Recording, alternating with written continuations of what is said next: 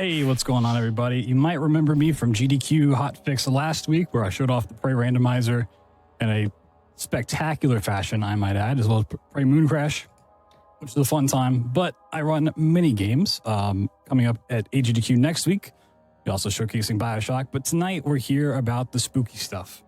We're going to be showcasing the Amnesia Trilogy Speedrun, which is Amnesia The Dark Descent, A Machine for Pigs, and Rebirth. Oh, you know, soon to be kind of outdated with the bunker in March, but we'll see how that goes once it comes out. And then afterwards, like Igdice has said, we'll be doing Soma as well. 4 of the 7 frictional games. There's also the Penumbra series, which came out before this, that I also run. But tonight we're just focusing on these, and it should be a pretty fun time, pretty spooky.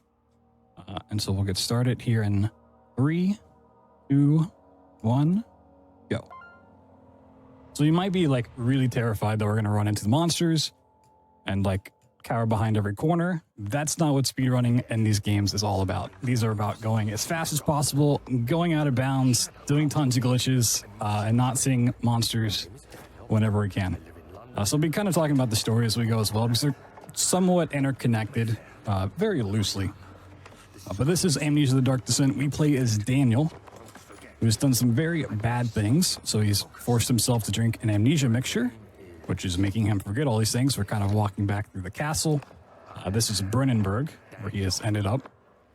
And as we traverse through the castle of Brennenburg, we'll learn about Alexander, how he came to be here, and all of the terrible things that he did. But first, we got to wake up off the floor. So we had a little too much to drink for New Year's. Cheers. One thing you're going to notice right away and throughout the run is for the Dark Descent, it's going to look very much like a PlayStation game. It's going to look very retro. And that's for a very specific reason. A lot of times runners will lower the graphics to increase FPS and stuff like that. That is not the case for this game. It's simply because later on there's going to be 2 different tricks that we go to set up, and having the game very like blocky in the way that it is makes it much easier to find these very precise setups. Spooky door opening, by the way. You may also notice me jumping quite a bit. For the most part, I just kind of like to jump as I run through. Makes it a little bit more entertaining than walking around. But in these engines, one thing you can do is kind of hit a downward slope. And if you're jumping into it, you can get boosted along. So like staircases can boost you and stuff like that.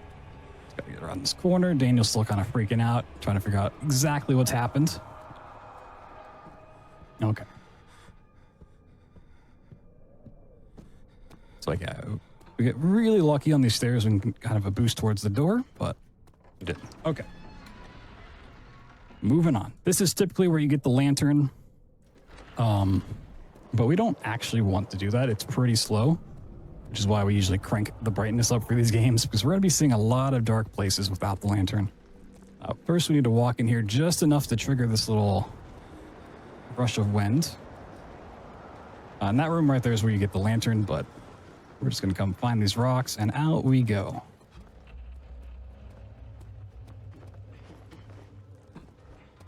So I mentioned like the boosting off of stuff, and it's very possible with how collision works out of bounds that it'll just send you flying off the map. Anyways, here is what's known as a load warp. We're going to go back to the menu, load the game, and then hold down use, and we're through the level. So that's the first hub done. Load warps work in the fact that every time you load into a map, the game has a very specific spot it places you for like 1 frame. And then it places you where you should be based on your save. So if you save, load back in, for that 1 frame, if you're holding down use, and that spot happens to be right next to a door, then you can just leave the level. For the most part, that's really used in hubs to get like back to the main hub area, but for whatever reason there, it's to the exit. Here's a monster, kind of caked up. It's kind of cute. The reason he's not attacking me right away is a very nice feature in this game. That flashbacks make the monsters non-aggressive, but flashbacks also have the downside of making you run slower. They're kind of like a double-edged sword. Another thing that makes you run slower is damage. You can't die from fall damage. It is not possible in this engine. But if you are less than full health, you will run a percentage slower. The more damage, the slower you go. So we try to avoid damage at all possible. Here's the spooky water monster, the Kirk. I don't think that's really how you say it, but that's how I like to pronounce it. It's kind of fun. Gonna splish splash along. Water also slows you down. We want to kind of jump out of it as much as we can.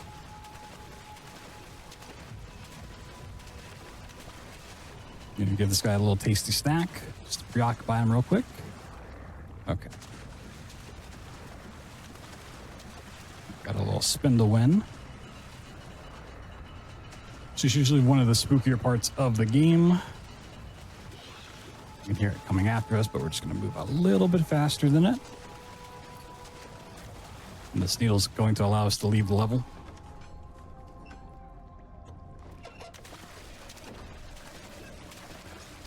Get a little nice chase sequence.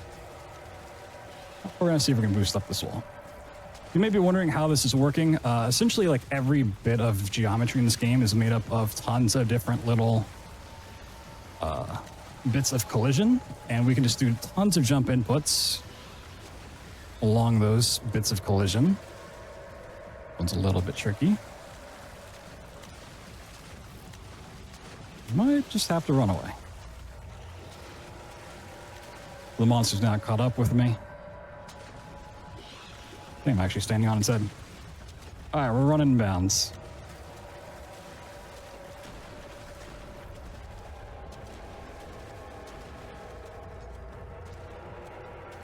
It's a little bit faster to run out of bounds. You'd avoid all this stuff in the water. But it's not really a big deal. Speedrunners can get through the game without glitches as well. It is a myth that we only know how to glitch games. I assure you that is not the case here. While I am damaged and it's kind of annoying, and I don't really have a way to heal at the moment, I don't have laudanum, there are certain checkpoints in this game, like right here, where the game will restore some health for you. Went into the back halls. This is kind of the second hub. We can't really skip this one, unfortunately, but we do need to visit all these rooms, collect stuff for the machine room, so we can get the elevator working. Unfortunately, the machine room is not built for pigs, not yet. We'll get to that here in just a little bit. But this is where load warping really kind of saves time. So all of these rooms, we need to go and fetch some part for the machine. And the fastest way out, because the place it puts us when we load back in for that singular frame, is right by the door. So we're going to just do a nice little clip. Time damage, it might be a little trickier. In the next room, I can get some laudanum to help out with health, but not, there is a different way out here.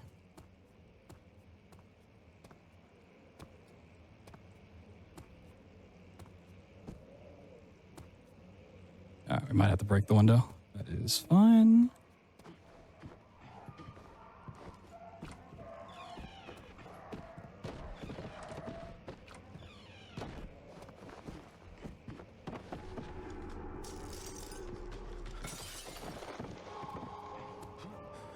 A little spot that's going to give us health back. Hop in, and we need one of the 3 control rods. Pick it up, and then we make sure we look where the door is, so that when we load into that singular frame, hold down use, click the door, and we get to leave. Pretty handy.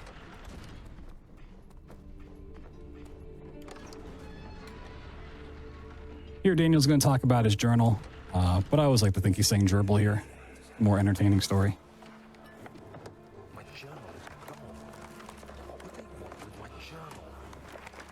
And of course, we're just gonna slip out of bounds. Grab the key. And then do another load warp on out of here.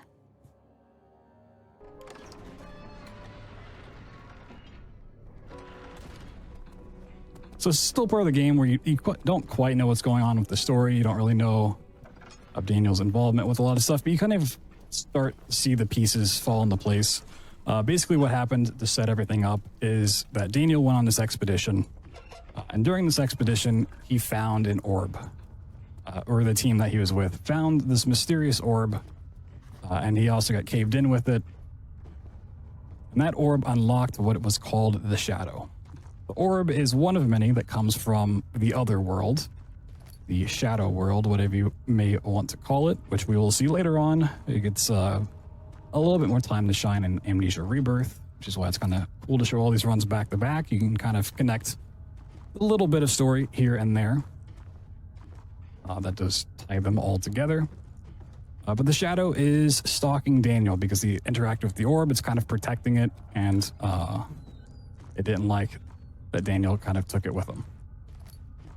But because he's being chased by this thing, Daniel met a man named Alexander who said, hey, come to Brennenburg and I can protect you. I know what's going on, and you can definitely trust me. Do a little crouch jump here.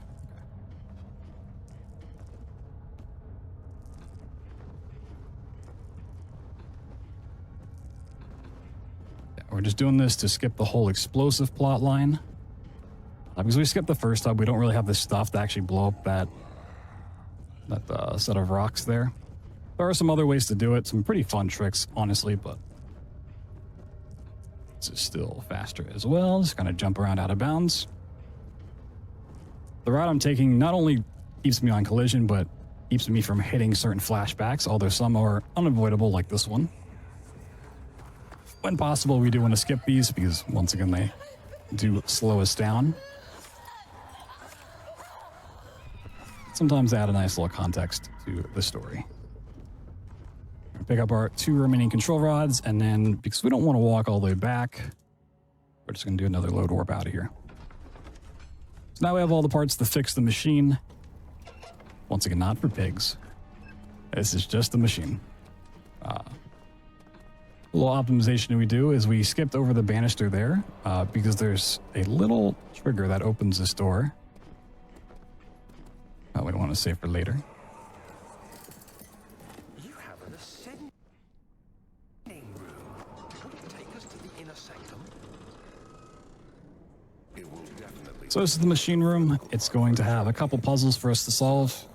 This first one involves some heavy math, but we don't deal with numbers, we deal with letters, so we just put in a W. And there we go. Good. This ride might be a little longer, and in the other direction. I always like to point out when I get here that the voice acting in this game, even the other games, is just phenomenal.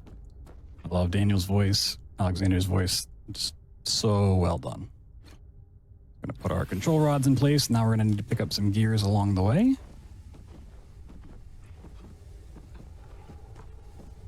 You also happen to walk slower when you're carrying items around, so anytime I have an item, I tend to throw it whenever possible. So, small little optimization. We need these gears over here. We actually got one on the spokes. That's really nice. Little time save. Now we're going to need 3 pieces of coal for the machine.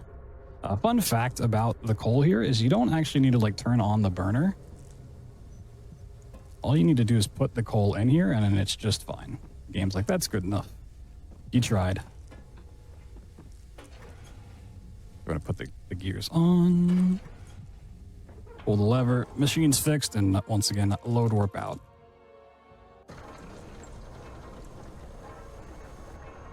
So this is going to send us down into the prison, the basement.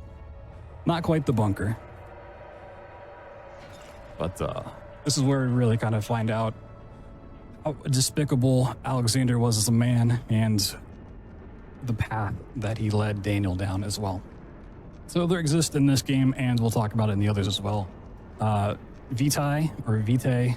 It's kind of debated on how it's pronounced, but there is a life source energy that you get from essentially harvesting the anguish from tormented people, from tortured people. So the more pain you can inflict upon them, the more of that energy you get. And a lot of stuff from the other worlds, the shadow world, relies on this Vitae. And it's pretty messed up when you dig into the story.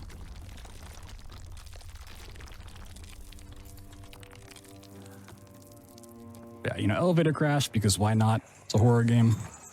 Come this way. What was that? Forgive me, I should have warned you. One of my responsibilities as a baron fun little thing you can do, because we are in a flashback, to go a little faster, grabbing this rock speeds you up for whatever reason. I don't really know why, but we're just going to bring Rocky with us. Take him down this hallway. And now here we need to pick up 2 tools. We need the hammer and the chisel. Between the hammer and the chisel is another monster. Spoilers. Who's a little bit problematic, but we're just going to jump to get him to attack. Chuck a chair back at him. That's going to buy us enough time to get over here. Now, you can be a little risky and just try to pick up the chipper without hitting this flashback, and then the monster will try to attack you. But because we're in a flashback, he's like, you know what? Let's go on. I don't want to interrupt. So that's pretty nice of him. And now there's a hidden hole beneath this bed, so we're just going to move it out of the way. Break it with the hammer, and then just drop down. Whee! So that's the prison where they kept all the people that they were eventually going to torture. That is kind of the first glimpse into the horrible things that the pair did in Brennenburg.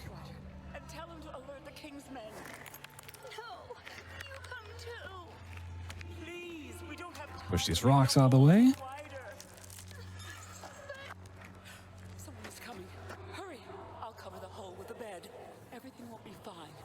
Now we're going to look for our quickest way out of the map.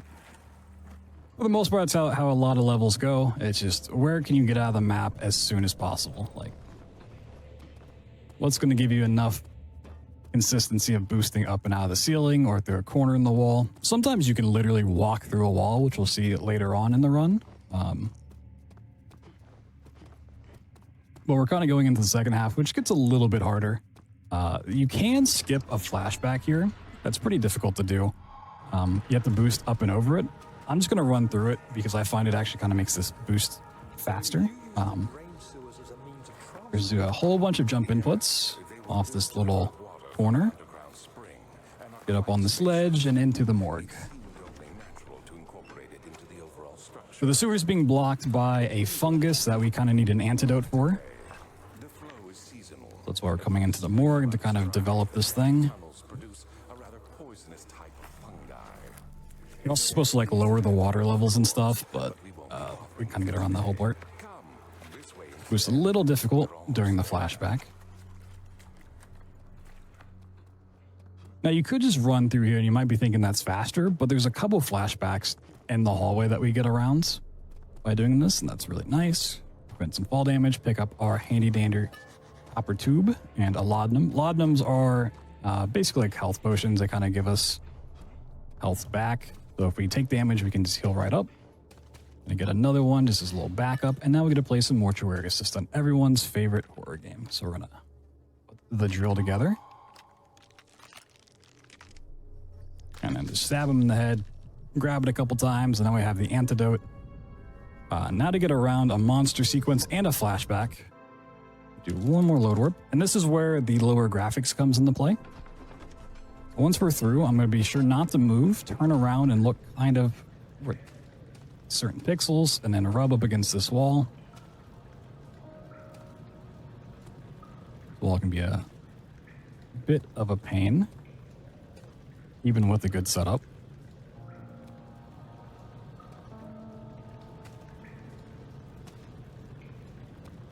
You can kind of see me like dip into the wall and then it pushes me back out.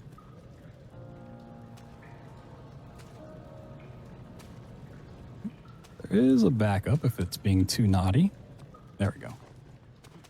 You just start talking about backup strats and the game's like, you know what? Nah, we don't want to showcase those. Let's go on through. So this is the sewers. Every game's got to have a sewer level, and this one's pretty nice. Grab the ladder to avoid fall damage.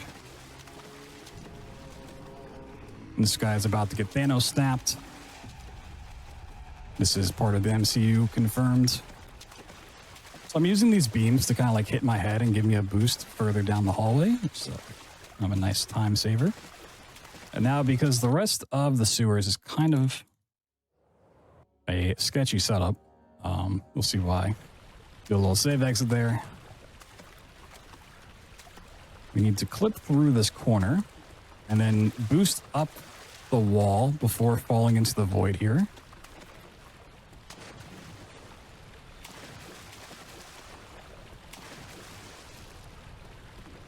Now we're going to jump over here, boost up this wall. Really boost up this wall.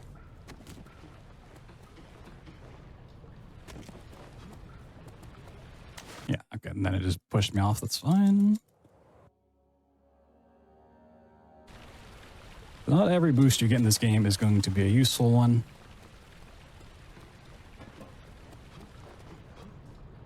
Oh, close. Not clip me back in bounds. Not only can you easily clip out of bounds, you can usually clip back in bounds just as easily, which we don't want to do there.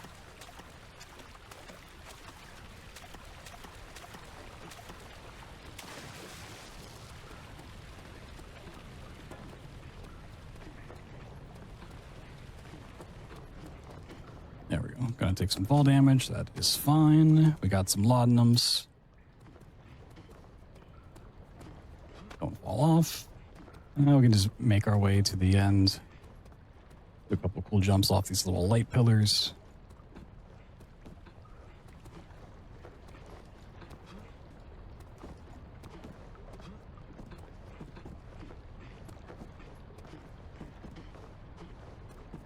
And to speed climb ladders, you can just jump and use. Sometimes you can bind this to the mouse wheel to do it even faster, which we do for the others, but this one's a little bit risky, so I like to do manual inputs there. It is possible to break your legs and take damage on the way down there if you go too fast. But now we're into the back half of the game. This is the nave, which we will see from many different angles, many different times. Gonna try to set up a little thing so we can avoid fall damage. A pretty bad track record at getting this, but we'll see. Hey, we got it today. You just happen to hit a wall at the right angle on the way down, where it kind of slows your descent. Whoa, that's almost the name of the game. But the nave connects us to the chancel and the transept, which is where the prisoners from before would come to be tortured. Fun places, for sure. So, quick question, actually, I guess about the general mechanic of the game. Because obviously we see it a lot more with you going all out of bounds and hopping all around in the game. That I don't think you can't even really jump. Yeah, I think you're like scrolling to zoom, if I remember correctly. No, you can jump, just not very high. But is there a reason why the game has fall damage? Would that happen normally while you're playing it? It could. There's not really a great reason to have fall damage. I mean, there's like ladders and stuff you can fall off of. It's possible, I guess, but yeah, I don't know. It's an interesting thing to have in the game. But we're gonna pick up laudanum, and each of these rooms we're going to is gonna have a piece of the orb that we talked about before. It's now broken up into 6 parts, 3 here, and then 3 over in the transept. But we're gonna load warp out of here because it's a little faster. There's still 2 more pieces here that we need to pick up. And a fun little fact about this area that a lot of people don't realize until it's pointed out, there's pipes in this level that point you to the different rooms that you need to go to. And the first cutscene you get when you come in here is Daniel looking up at the pipes. Most people just kind of think it's a cutscene to be a cutscene. But we're just going to follow this to the second room.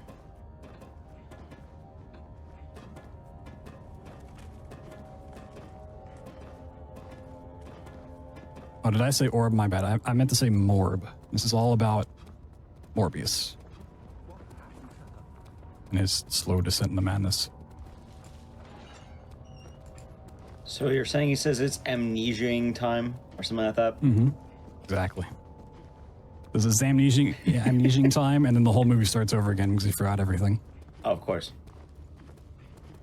So you're going to see me jump against these pillars and these little downward slopes trying to get a boost off of them. It's kind of difficult to get consistently, but you can save a little bit of time.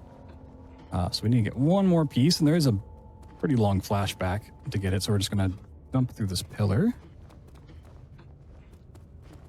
Jump around. Yeah, each of these rooms has like a different form of torture, just kind of showing the cruelty that they had. And they're talking about it like, oh, you know, you can use this hammer to break their limbs and make them suffer even more before they die and stuff like that. Super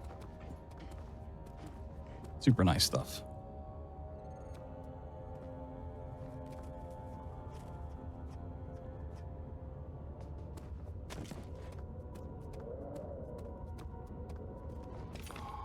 And then from here, we can load warp back out. Actually, going to do 2 load warps right in a row. Click on the door. Load warp again.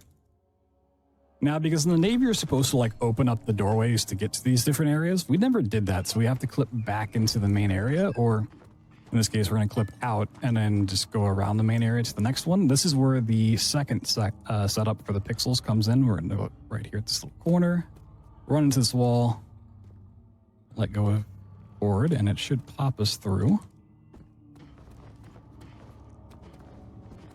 You can see the door here is closed. There was a really old school strat before of using a shovel to clip into here, and it was really nice. I'm kind of sad it's not in the run anymore. Shoutouts to the shovel. I think that's still used in DLC. I'm not entirely sure. Heading over to the transept. This one's a little less spooky than the choir. We have some more fun torture devices to run past. So instead of just running into the room, we're going to jump on this pipe to the side. This is just getting around a flashback in the middle of the room.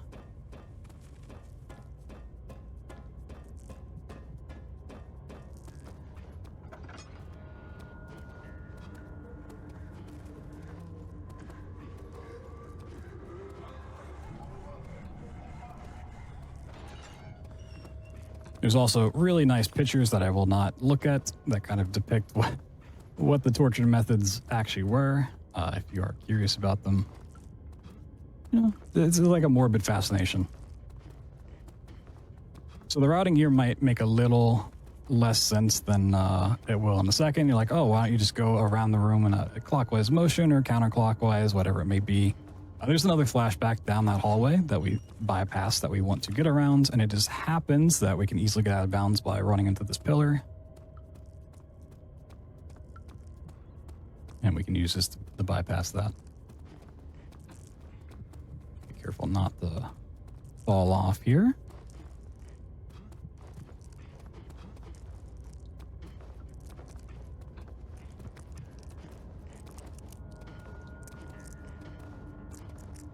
One mechanic that we probably won't mention until Rebirth, we're going to do a load warp here, by the way, is the sanity. Sanity, for the most part, in the Dark Descent and Machine for Pigs doesn't matter, even casually. It's kind of just like a nuisance. Like being out of bounds and being in the dark doesn't trigger his sanity too much. Those checkpoints we get that heal us also kind of restore a bit of sanity as well. Here we need to flip through this wall and like immediately jump over a little void.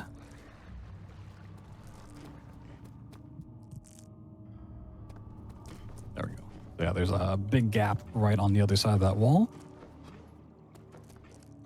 Now we have all 6 pieces of the orb, so we have to go over to the orb chamber.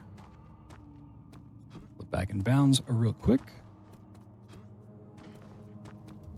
Now the orb chamber has 2 different versions of the map. It has one before you have the 6 orbs, and then one after you have the 6 pieces of the orb.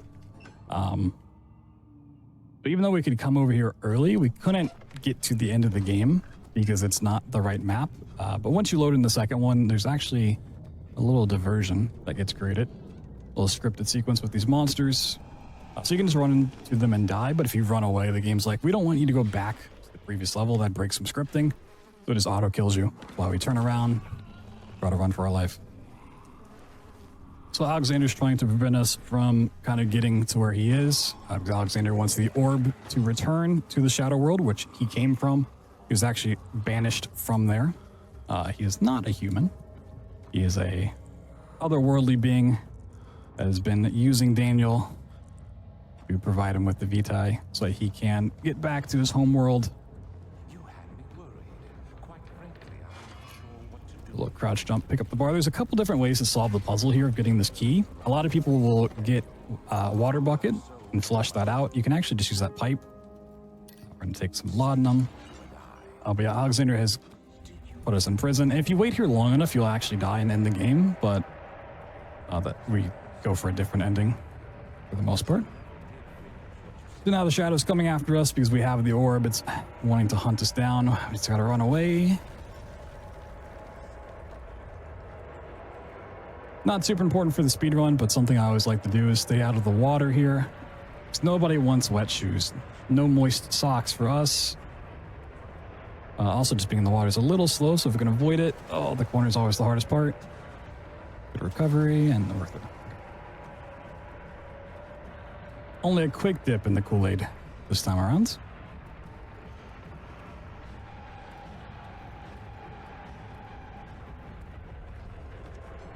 Now we're back at the top of the nave where we came in through the sewers from. Now we have the 6 orb pieces and we went to prison and did all that. We can make our way back to the orb chamber and confront Alexander. Tell him what's up.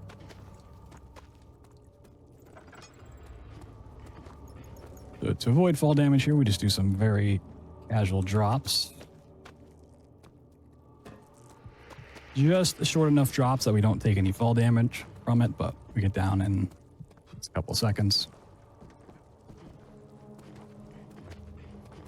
All of this stuff is part of the shadow.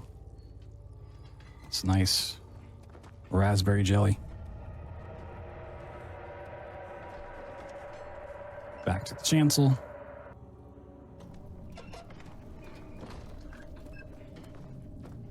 And now we're going to be doing one of the easiest clips out of bounds, but one of the trickier jumps to do, or get to the very late game stuff.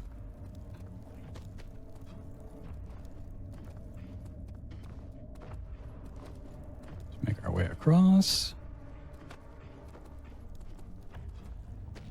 And this clip here is as easy as it looks. You just walk through that wall, boost up here, and then get a little bit of a tricky jump. Right, up and over. Jump to the ends. See people asking in chat about why we use bands. It's been a long time since I've read all the notes and all the lore. I believe in one of the notes, maybe in this game or maybe in Rebirth, it's kind of hinted at why. There's a lot of stuff kind of connecting the games that isn't explicitly told, but you can kind of infer who different people are. We'll talk about that a little bit in Machine for Pigs coming up, but here's the orb chamber. Here's Alexander. It's a pretty fun little boss fight. You just got to knock over these pillars. There are a few different endings you can go for, but out of the main 3, this is by far the quickest. We don't want to save Agrippa. The other one just involves waiting here. So that's time for the Dark Descent. We normally would watch the outro, but because we're doing all of these games together, we're just going to go ahead and immediately move on to a Machine for Pigs. And we can talk about some of that inferred backlog there. We wait for the game to boot up. So while we do wait, I guess I'm just asking, so I know earlier I mentioned in the intro that, a lot of these games are going to run the same. I know I've seen a lot of the tech in these games. So how similar will Machine for Pigs be to Dark Descent? So of the frictional games, the penumbras are run on, or the games themselves are HPL1, an in-house engine that was really created as a physics demo. And then they just kind of made Penumbra Overture around that and turned it into what we know today. Amnesia, The Dark Descent, and A Machine for Pigs are both on HPL2, the second version of the engine, so they share basically the exact same tricks. And then once we get to Rebirth, and eventually Soma later on tonight, those are both on HPL3, which feature a little bit different sort of tricks, more prop physics than just clipping out of bounds with jumps and stuff like that.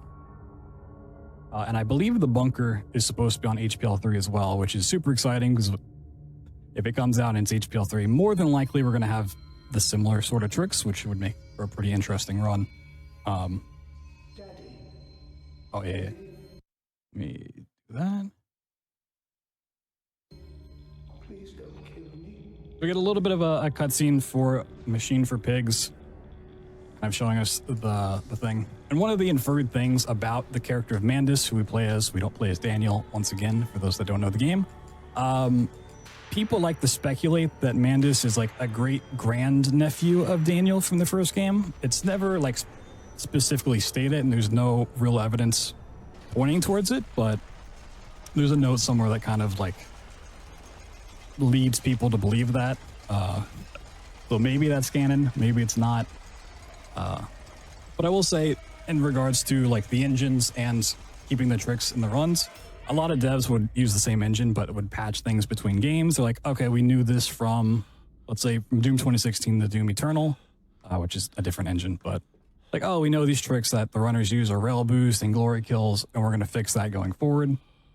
Frictional for the most part, because it's all engine stuff and not bugs or things that are really game breaking. They just kind of leave them in. They actually include a lot of speedrun branches of their game through Steam. So if you go to a Machine for Pigs on Steam, you have it installed. If you check under like the betas tab, you can install the speedrun branch, which is a down patch version of the game, which is really, really cool. Shout out to them for doing that. A lot of these games are a little bit down patched. It's nice not to have to do some very convoluted means. Anyways, this is a Machine for Pigs. Kind of a looked down upon game from a casual standpoint. It's definitely like a disappointing follow-up for many people. This is a game that actually was not developed by Frictional Games. It was developed by the Chinese room, a completely different developer. It's just published by Frictional Games, so its focus is more on the story than the hardcore gameplay. So there's not really physics puzzles. There's not a whole lot of puzzles at all. But there still are speedrun tricks, just like jumping through a wall and getting through the house here. So this game also deals with a different orb from the other world. The story in this is super dark, so I'm not going to go into every detail because I don't want to bring down the mood. But kind of the overlaying storyline is that Mandus is a man whose wife died and they had twin boys together. And through the orb that he found on a different expedition, I believe in Mexico, he saw into the future and he saw that his kids would eventually die in World War I. And he was not happy with that future. So he created this machine using the orb that like, split his soul in two. So the machine became sentient and he had to make sacrifices to it. And he didn't want his kids to die in a war. So he killed them. And then became distraught and grief-stricken.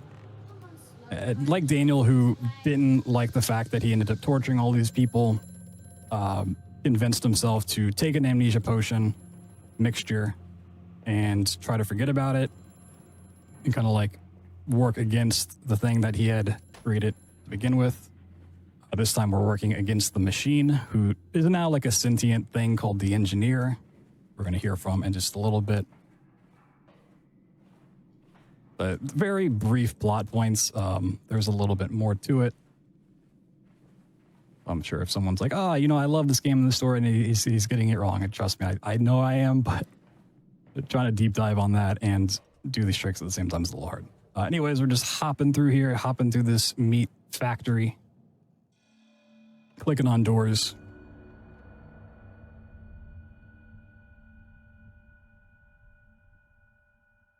They're going to start getting these phone calls that we're going to run past and ignore. Oh, clicked off my game. There we go. So the phone calls are kind of a way for the engineer to enter into the storyline, saying, hey, you need to go fix this machine that is broken. The machine that we built that we destroyed on our way out before taking the amnesia mixture. And the engineer, being sentient, wants the machine fixed so that it can continue to exist. And this chair, how in the world? Okay. These games are a little bit broken. We'll just grab another one. So like the Dark Descent, we also don't grab the lantern in this game at all. In the first map, it's like up in the attic, and we don't have time to go up and grab it. Trying to boost off this chair. And this is a little bit of a scary skip. We have to boost up on this little bit of a ledge and then jump over this void. Yeah, So if you fall into the void, you can just wait like 20 seconds or so, and then you'll respawn in the map, but it's much faster just to exit and resume. That's actually something that does get changed in Rebirth, which is a really nice feature that they added in. It kind of helps out with certain skips even.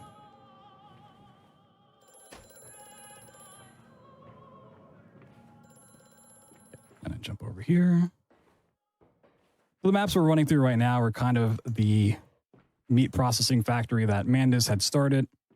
And he kind of ran into bankruptcy trying to improve it and set like a high standard for his place.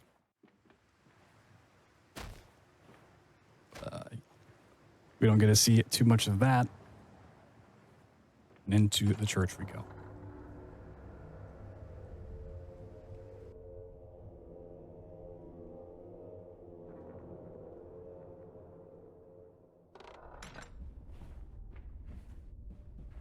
So while I can complain about a lot of things in this game, especially from like a gameplay sort of standing, the music is just 10 out of 10.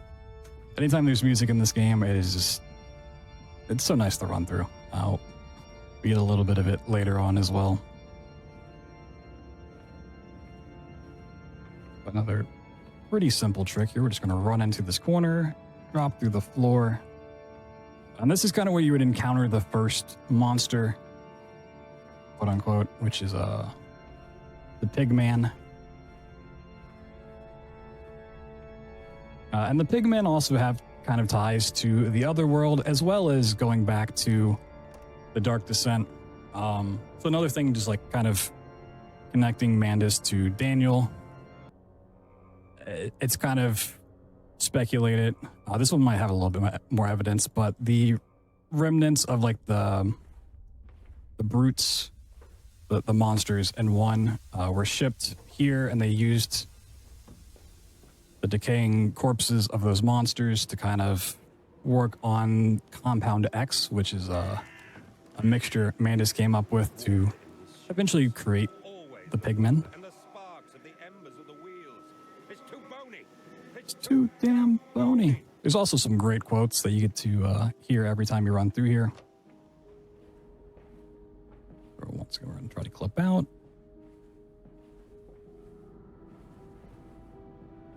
Very tricky crouch jumps. So there we can hit the load without taking fall damage, but to do that you have to do it over the void. And it's very likely that you could miss, so you just kind of accept the fact you're going to take damage there. We know we're not going to die, so it's not a worry. We get into the spooky elevator. Because once again, it's a horror game. You got to have an elevator. Fun fact about this elevator, though, if you don't move your camera at all, when you get into the next map, you're pointed at the way you need to go. If you start looking around, then when you spawn into the next map, you're obviously not going to be looking where you need to. So it's better just not to touch the camera here at all.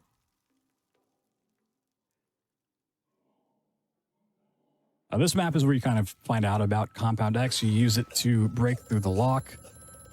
And the engineer's going to call us again. Ring, ring, banana phone. Moving on. We're not going to get Compound X. We're just never going to see it. Instead, I'm going to do a crouch jump. Got to pop through the ceiling here.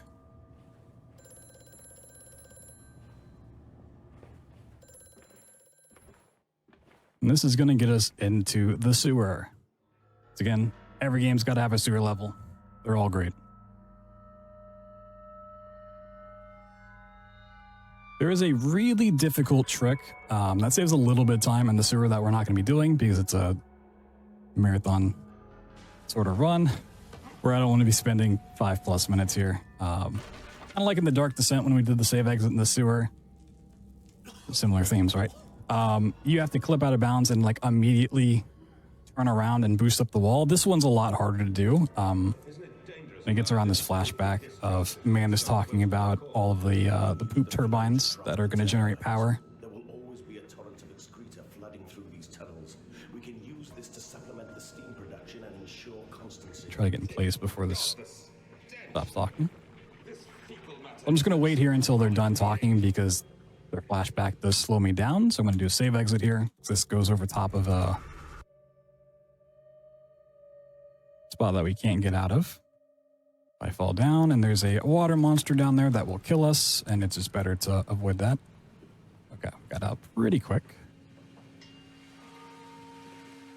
So I know this game's already dark enough without the lantern, but it's about to get a whole lot darker. Where it's even really difficult for me to see, and I know where I'm going. So bear with me here. And the reason it's going to get darker is we're going to take fall damage. We can't avoid it. Save, because once again, the game can just boost you off the map if you hit part of the map wrong. So instead of having to do that clip again, we're just going to start taking some fall damage and jumping on these pipes.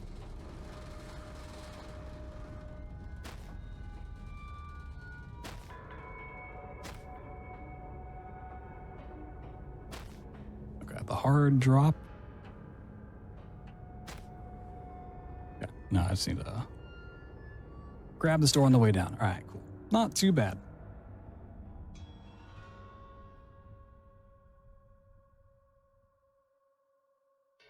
So this is the bilge map. It has one of the more infamous tricks in the frictional games, known as bilge boost. It's a pretty fun one.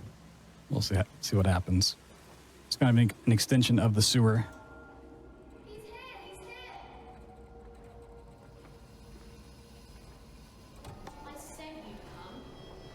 Some gross look-its. So we're going to hop out over this fence. This may not look like it's out of bounds, but it is. Gets you outside the playable area. Kind of shortcutting a little bit of this map, going right through instead of around. Now we need to back in. Do a quick climb on this ladder, and then out of bounds we go. So bilge boost is hitting a lot of jump inputs on a little beam out of bounds that we'll get to here in a second. And the reason it's so difficult is because you need a boost in the opposite direction that you want to go, and then do a 180 in midair, and I just randomly clip back in. That's fine. Yes. I don't like that fall damage, but it'd be okay.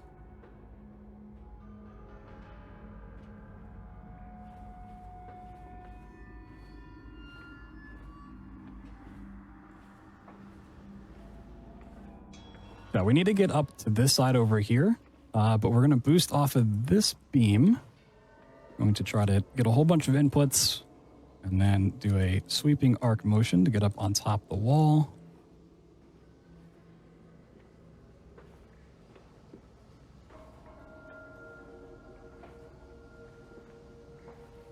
There we go. Not too bad. There are times when learning this game that would take me like 20, 30 minutes.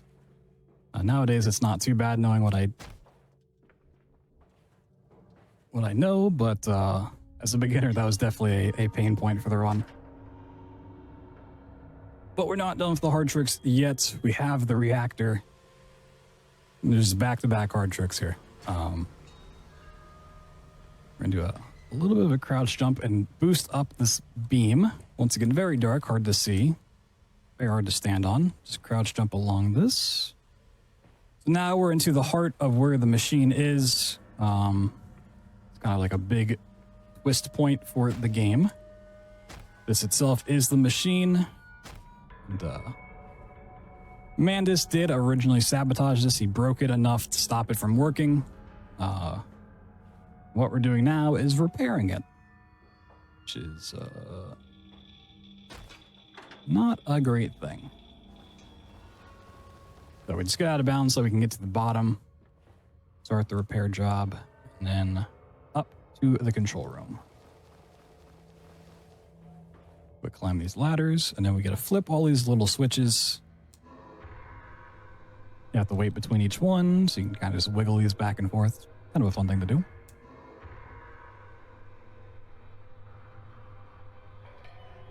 It doesn't matter the order that you flip these in, just have to flip all of them. Okay. Well, that's up and running. We just have to go pull 2 levers to start it up.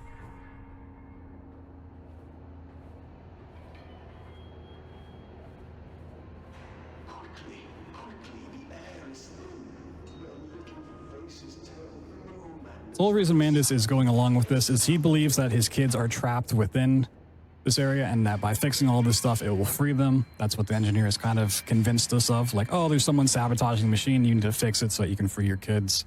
Not knowing the stuff that he had already done. So he, took the amnesia mixture. Now the engineer's like, I'm alive. I can do stuff again. We got a great quote for this part. I live. I breathe again. I rise. I will rise to bleach the sky and still the water. I will spin the world wheel and set the future upon the path to redemption. Where are my children? You promised me my children. My time is come. More pig. More pig. So this is where Mandus finds out, your kids, they're kind of dead. I hate to break the news to you, but yeah, you killed them long ago. So we're going to get into it just a little bit. Now that the machine is back and alive, the engineer's goal turns from turning on the machine and restoring him to its glory to stopping Mandus from wanting to seek revenge, which is now Mandus's goal. He's like, you betrayed me, my kids are dead, you're the one that kind of pushed me to this part. And now I want to shut you down.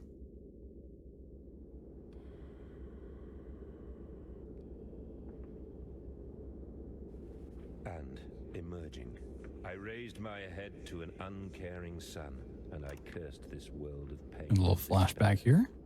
This civilization One kind of interesting thing about this game, and something casually you wouldn't really notice, but every level in this game has an autosave checkpoint at the start of it. This map, and I believe Bilge, is the only other one that doesn't have that. So if you fall into the void here without saving, the last autosave's back in reactor. So we're gonna do a little safety save once we get out of bounds here, even though it's not necessarily a difficult trick. These games have a nature of not working the way that you want them to, which, is fair. You're breaking the game. Not always going to go the way you want, but things can boost you into the void. Things can, instead of letting you clip through a gate, will push you into soft lock position, stuff like that. So I'm just going to hop up here. Oop. And I'm really glad I did that safety save. I didn't make it.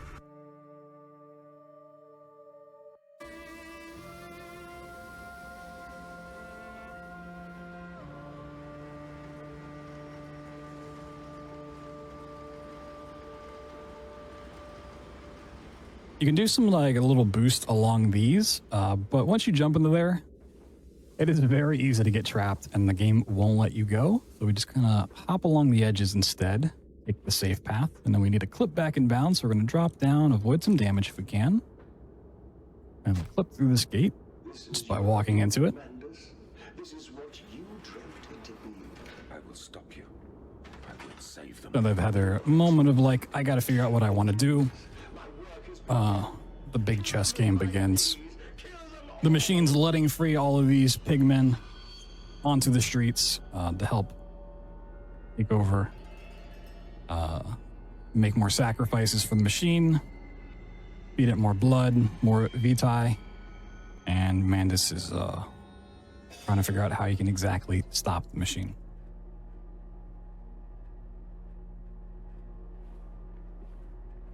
A little bit more comfy elevator rides between maps. Some of these you do have to be careful jumping in, usually when you're ending a level, because it can put you in a permanent walking speed. So on the way out, it's, you can hop around onto the streets. Our first real glimpse of the pigmen. You do see them quite a bit between the beginning of the game and now, if you play the way you probably should. They don't really care about us here. They're just gonna torture all these people.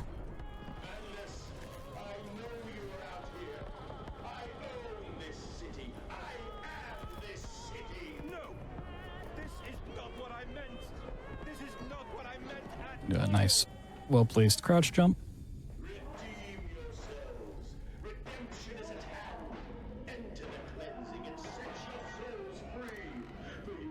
Just kind of running through this this map. There's no point in going out of bounds here because it's just like one long map. And so getting out of bounds, you just have to run along the entire path anyways.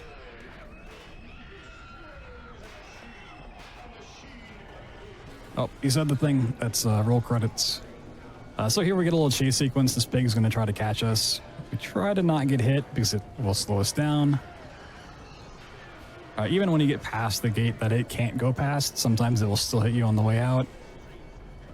So far, it's so good. Okay. No hits at all. There's the pig. Goodbye, buddy. Creature, where are my children? Where are my children?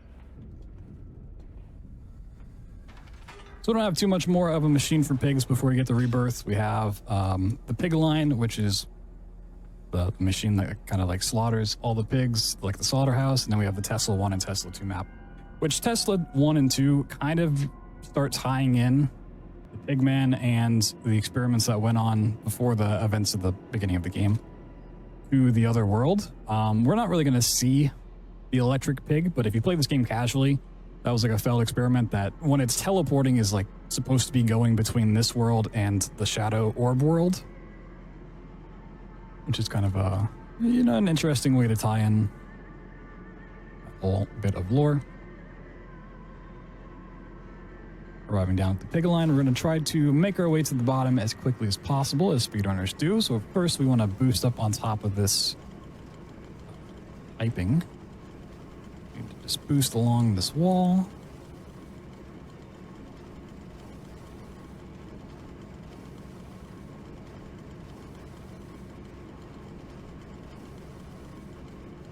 This trick here and the one coming up, the one in Tesla 2, are probably, besides build boost, the more infamous run killers. We're going out for a good time, so we got up here. Okay. Just gonna jump over an invisible wall. And like how the streets was a very long map, this is just a very tall map that has different parts as you work your way down to the bottom.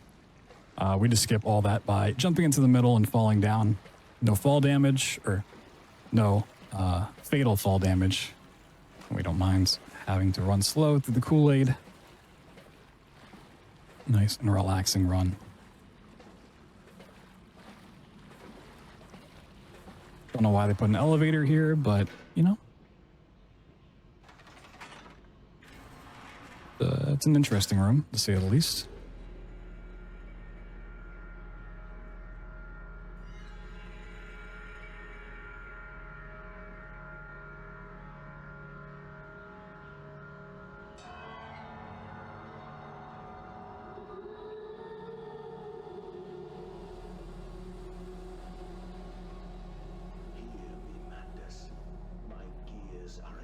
Another fun little elevator ride. We can bounce around in.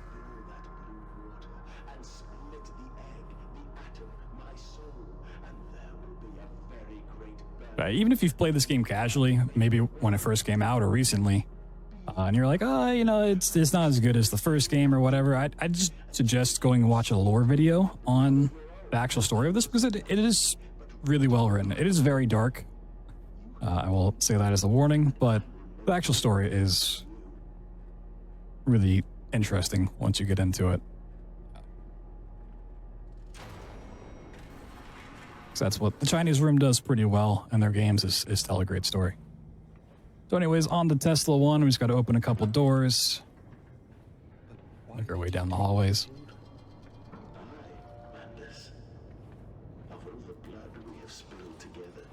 All right, clip through this gate.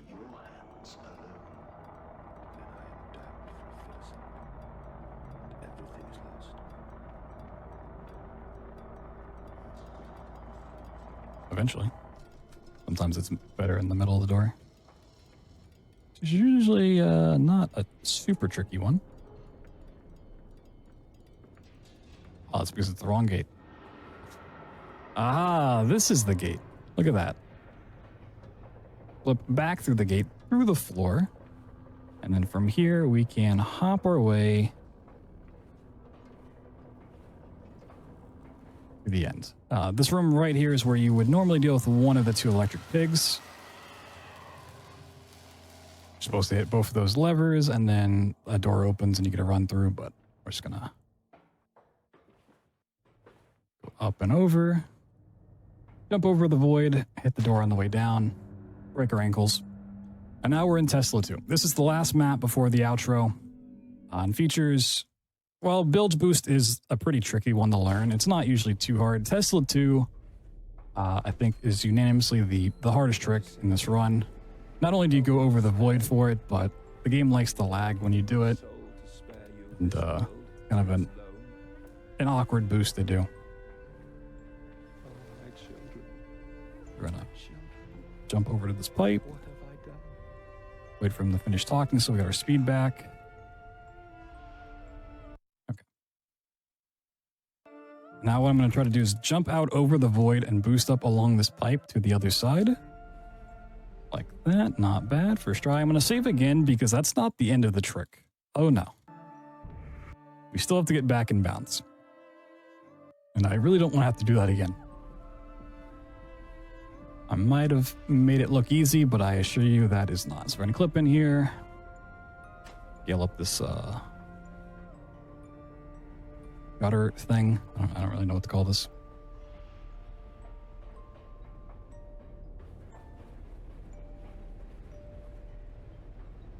Yep.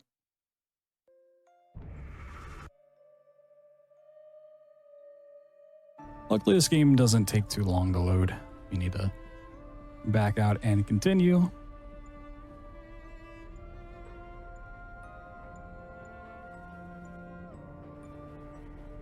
Gonna make our way. It's really not wanting me to go there today. Okay.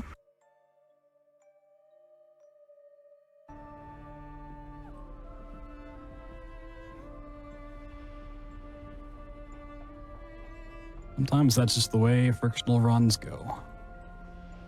Okay, there we go. Hop up over here. Where you're hopping on the outside of the map is very important. There's a lot of small holes you can get stuck in and that you cannot escape from. Click on the ladder to get back in. All right, we just have to touch these 4 crystals and then the exit for this map pops up. And then we get a nice long walk to the end. So while the original sacrifice of the 2 kids did happen, I believe, in Mexico at the altar that Manda's found, he somehow managed to get another one built under the city of London. It's definitely a point that makes you think, like, how did he do this? Somehow he did. And this is where the orb and the machine kind of just live and exist. This is our final showdown with it.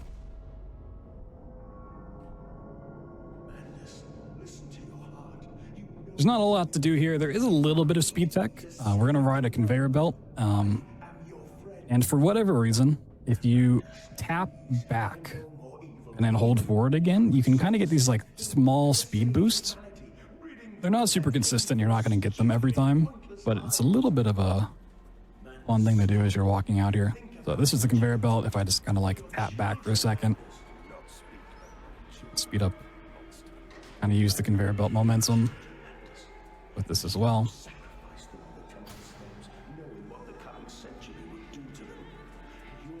This is part of the run that usually if you get here, you're on a PB pace or record pace or whatever. You've gotten past all the hard tricks, you know you're gonna get that good time, and you just get this amazing outro. One of the best, well-delivered things of dialogue in the entire frictional games pantheon. It's great music, great voice acting, great script. I love it every time. But as soon as we climb up the pyramid and deal with the machine, that'll be the end with the pigs, and we'll move on to Rebirth, the 3rd of the trilogy. At this point, all we pretty much do is just hold forward.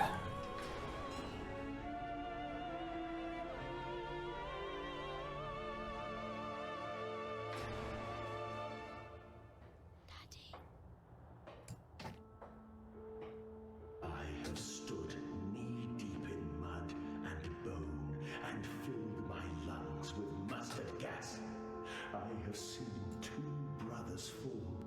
I have lain with holy wars and copulated with the autumnal fallout. I have dug trenches for the refugees. I have murdered dissidents where the ground never thaws and starved the masses into faith.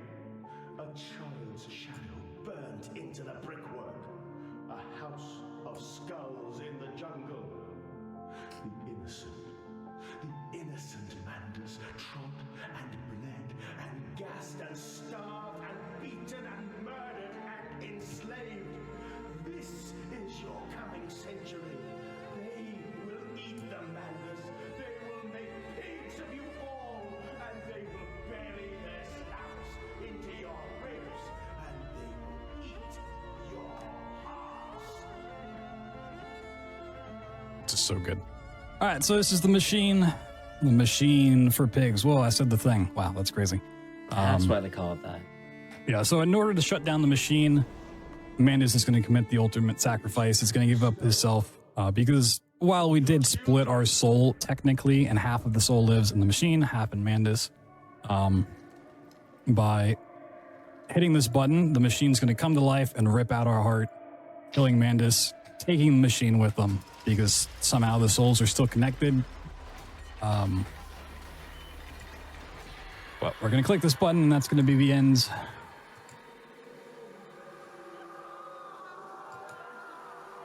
Second. All right, there we go. There's a little bit more. Honestly, the game just flashbangs you at that point. There's tons of white screens in your face. But hey, we're going to move on to a Rebirth, the latest entry from Frictional Games before the bunker comes out. Also had a very interesting reception to it, especially from a casual perspective. Let me get this game capped for you. Thank you.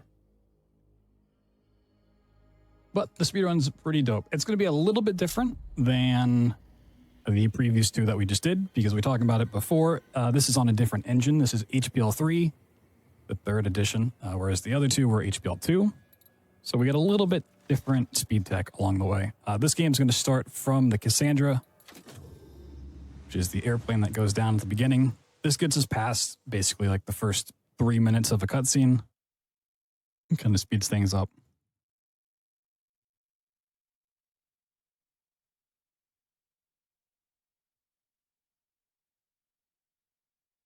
And the cool thing about Rebirth that I think it doesn't get a lot of credit for is it kind of does tie up a lot of lore stuff, especially from the Dark Descent and the other world side of things. A lot of things get kind of inferred with Alexander. There's some stuff that kind of hints at his storyline, and it talks about Herbert, who went on the expedition with Daniel to start that quest line. There's actually a nice moment where you find Herbert and you see what his fallout from things were. Anyway, we're Tassie in this game. We wake up on the Cassandra after it has crashed. We're gonna wiggle around. One thing you might notice is I'm using ESDF for my movement. I just happen to find that more comfortable than WASD. You're wondering like, that doesn't seem right.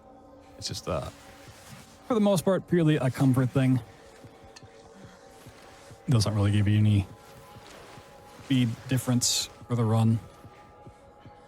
A little bit of laudanum.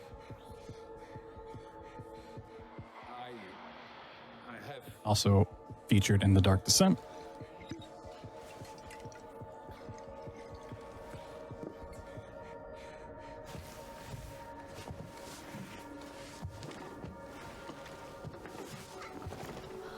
You'll notice something on the right hand of Tassie. That is the Traveler's Amulet, Bracelet, Charm. There's a lot of different names for it. It's a very useful tool that doesn't get talked about until later on in the game, but it is what allows us allows Tassie to traverse between worlds, or anyone really. We're just gonna make our way out of here. Well, the first two games were all about like clipping out of bounds and doing that. HPL3 allows us to interact with props in very unique ways. So we're going to grab this one, double click on it, and then we can use it to just surf through the air. I always love watching the shadow of Tassie in the top right corner. It looks so funny. Not only can we do prop flying like this, which we'll see a lot in the run, we can also use these to clip through walls, doors, stuff like that. And once again, there's no fatal fall damage in this game, but fall damage and damage in general is going to slow us down. One cool way we can get around that in this game is coming up, we'll showcase it, is opening up the menu. So we had a menu, an inventory in The Dark Descent, but it didn't work the same way, different engine. And in Amnesia, A Machine for Pigs, there was no inventory. This game adds it back in. There's not a whole lot you really need to pick up in this game, but we need to get to that cave entrance right there. So we just throw that away. Just do a quick open, close. All the momentum dies, and back on the floor.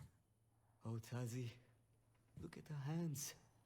Such tiny, perfect fingers. Rebirth does tell a lot of its story through these little bits of load screens. Unfortunately, because they are load screens, we can't really speed them up at all. It's all right. I can manage. But the rest of the game we can. Not for now.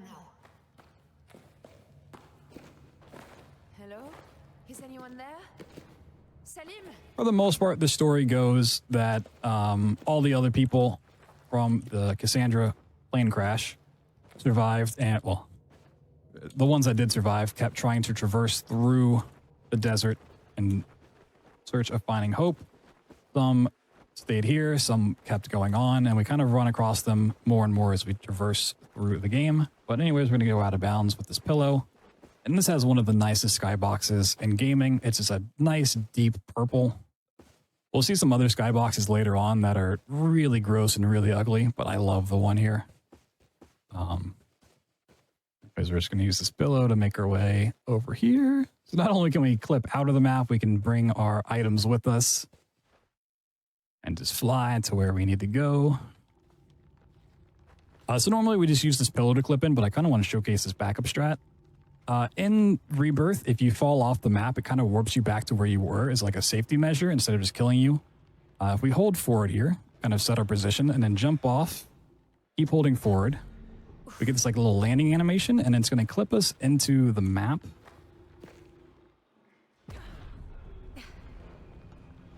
Now we're back in.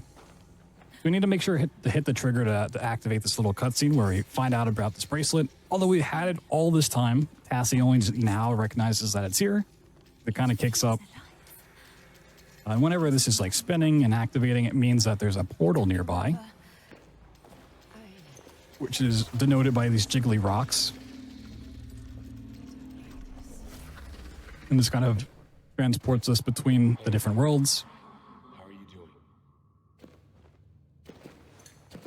And now for one of my favorite tricks that I get to showcase in any run that I do.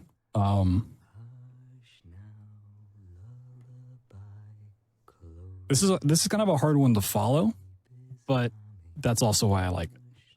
I'm going to try my best to explain. Essentially, we're going to go out and underneath the map, but like how a lot of games will load in assets and textures as you progress through, we avoid those spots. So nothing's going to spawn in properly here. We're going to make sure not to fall damage. And we're just going to run underneath the map and find our way to the exit. You have to be really careful because you have to know where you're going. If you get lost, like I said, nothing loads in properly. You can't see the textures. You just have to kind of find your way in the void. So we're going to run for a little bit here. Kind of an interesting skybox. It's got the mountain background, but this is the other worlds. This map is where you would typically find Herbert and kind of find out that, he escaped from the orb's clutches, but he ended up here somehow. And he doesn't have one of the traveler's bracelets that we have, so he got stuck here and he just died of starvation and thirst. Anyways, we're gonna go into this giant black hill over here. Our first landmark that we're going to find. There's also like hints at monsters and stuff here, which isn't super scary, but it kind of gets you into that mood like, oh, maybe there is stuff here. And later on, they do show up.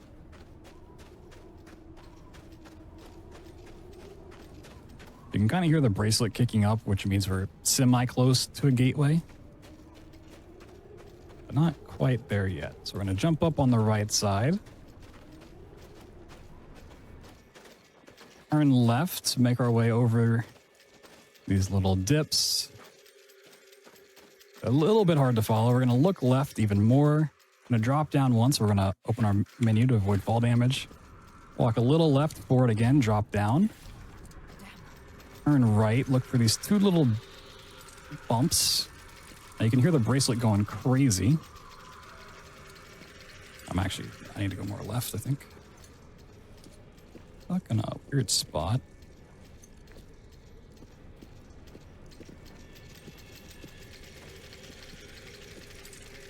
So I want to make my way right there, but it's not. Let it.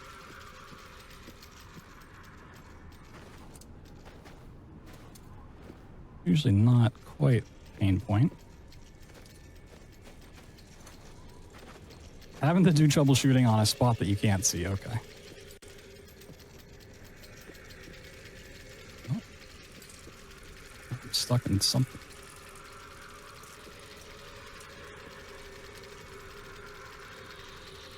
Why am I might have to do this over again. I've honestly never been stuck on some piece of collision here.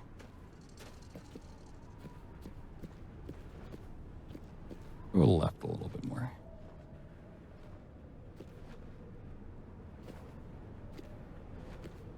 Not really.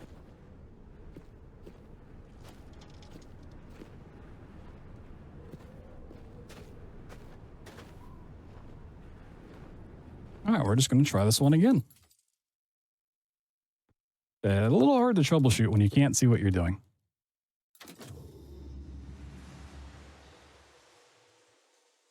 Yeah, that's speedrunning. Not everything is going to go perfect. You got to kind of deal with what you're dealt. Oh, it actually loaded me back down here. That's cool.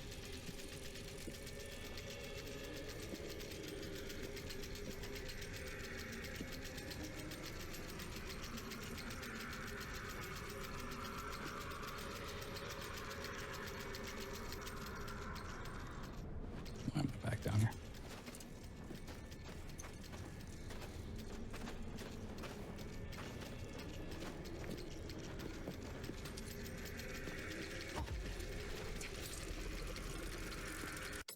All right, awesome. All right, let's load an even further back save. Cool. All right, load game, dark world. This should be good.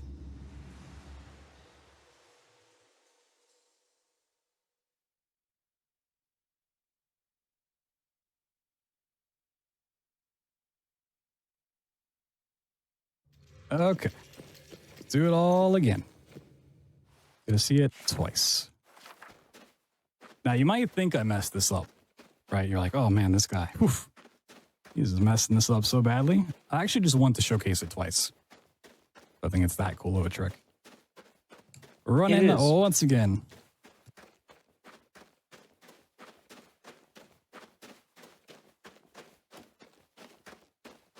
Yeah, if you thought I was lying about being a dark world, a shadow world, just taking it to its a very literal name. So I guess while I'm running across here again, kind of explain what was happening. A little bit about the story. So through these cutscenes that are being told, we find out about Cassie's past, where she had a kid named Elise that unfortunately had a disease and passed away. But as we'll find out here soon, Cassie's also happens to be pregnant once again.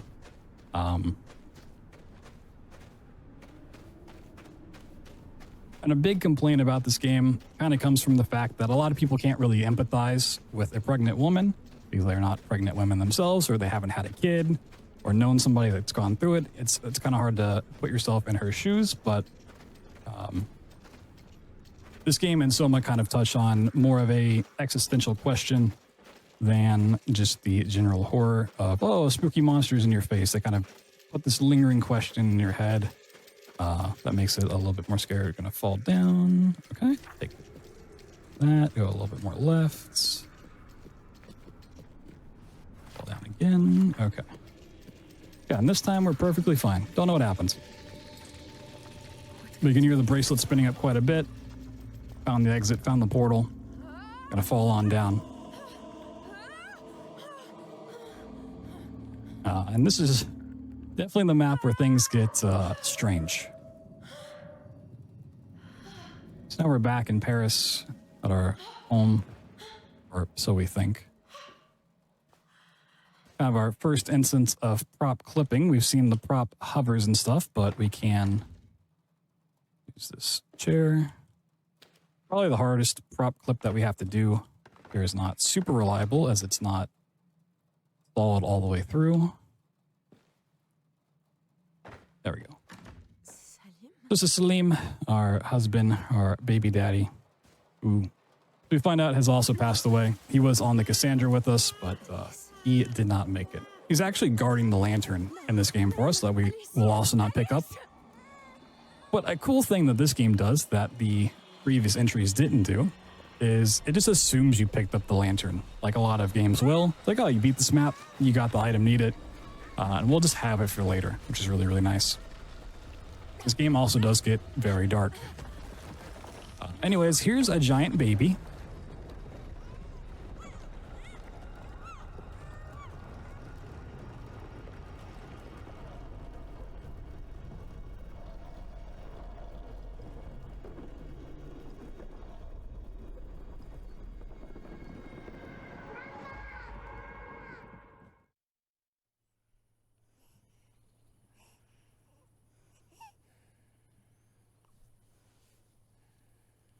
So the start of this next map, Tassie's going to realize that not only is she pregnant, she's decently far along. There's kind of some hints that the other world and its time behave very differently than the time of our normal world. The Dark Descent touches with Daniel being trapped inside the tomb for multiple days, thinking it's just an hour or so. Our pregnancy progression goes pretty fast throughout the course of this game. A little face right here. That face may be important later. Write that down, write that down. We're gonna pick up some matchsticks. Sanity in this game does play a little bit bigger role than in the previous entries. Being in darkness for too long will actually kill you in this game, and dying in Rebirth is really, really brutal. It's about like a 25 to 30 second time loss per death, and it's also just kind of annoying to sit through. You get some jump scares in your face, and just takes a long time, so we don't want that.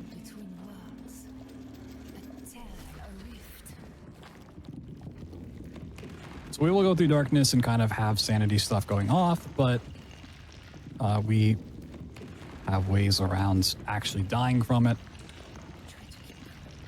which is where the lantern later on will come in handy.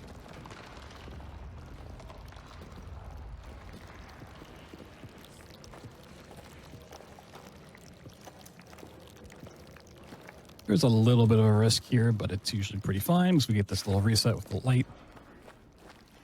Normally you're supposed to drop down, and I believe this is where the whole stuff with Salim gets revealed and you get the lantern. But we're just going to grab this, cross to the other side. And you're not supposed to get to the other side, even though there is a bit of stuff back here. This tunnel that we're going down actually just leads to the void. And generally, if you're over the void, you don't have to deal with the darkness and the sanity meter. You can see all that stuff just instantly went away. Now we're just going to make our way to this light over here, which is actually the exit. Do a little momentum cancel and then crouch down so that we can hit this door.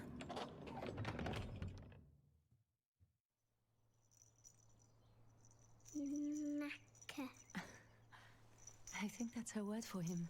So just continuing to show Elise and the stuff that happened with her. But we're back outside. We're going to make our way to the fort, which is probably the coolest place casually in this game. But first, we're going to get a new mechanic that pops up from time to time. Going to do a little baby check by hitting X. Boop. Baby has been checked on. It's supposed to be a way that you can kind of like comfort your baby, and that clears your sanity and kind of tells more of Cassie's thought process as things go on. But we're just going to check when the game forces us to. Anyways, we're going to grab this rock and use this to get us past a little bit of a puzzle involving opening a gate. So in order just to gain height with an item, you can either jump, which is a pretty decent method, or you can use scroll wheel to bring the item closer or push it further away from you, which we'll have to use later on when we can't actually jump in the game. But bringing an item closer to you makes it very unstable to stand on. So there's a little bit of a risk involved. Have to kind of know how to balance things. Anyway, in the fort, we need to put together a tank shell. We're going to fire a shell into a wall to try and get further in the desert, making our way towards the other survivors. We were here. I remember being scared. I'm going to grab this key. And this is where we find out about the doctor being a survivor, and he's going to tell us, hey, come meet us at this fort down the way.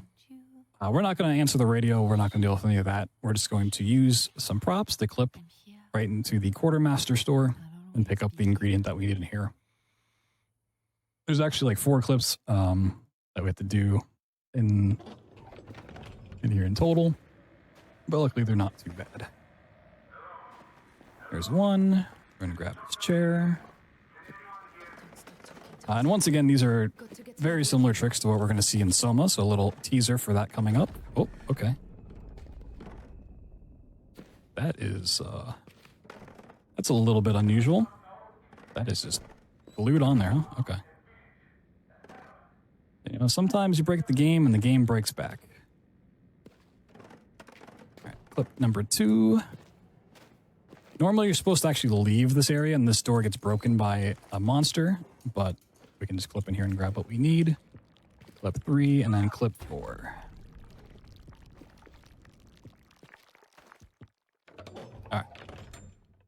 It is possible to clip back in bounds there, and it's not really better or worse if you do. I think technically it's a little faster to clip back in, but it's a little bit more tricky to pull off, so as long as you get to the exit, you're good. Anyways, all of the other ingredients we need to make the tank shell are in the other storehouse we got the key for. Just gonna go ahead and unlock this. We're gonna activate a flashback before we go in here so that it gets canceled going into this room, and when we come back we don't have to deal with it. Flashbacks once again do cause us to move slower, so whenever we can avoid those, we would like to.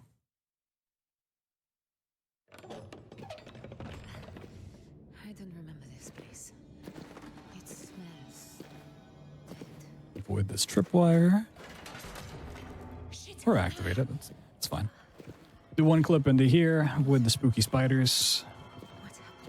Grab our second ingredient. And now we get to go cook up all the stuff. There's some fun little facts in here. You don't necessarily need to close this pot lid when it's cooking, but it does actually speed it up for whatever reason. And the same with this charcoal. You don't need to close this little gate. But if you do, it makes the grinding process faster. So you try to close those as you're doing stuff. And while this is still cooking, we're going to open this door. It should be just about done by the time we move the lid. And just combine all the stuff in our inventory real quick. Make the gunpowder.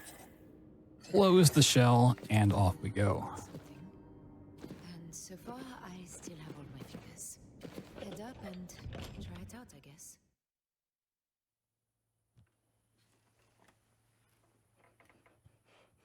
Shh, little one. It was a dream.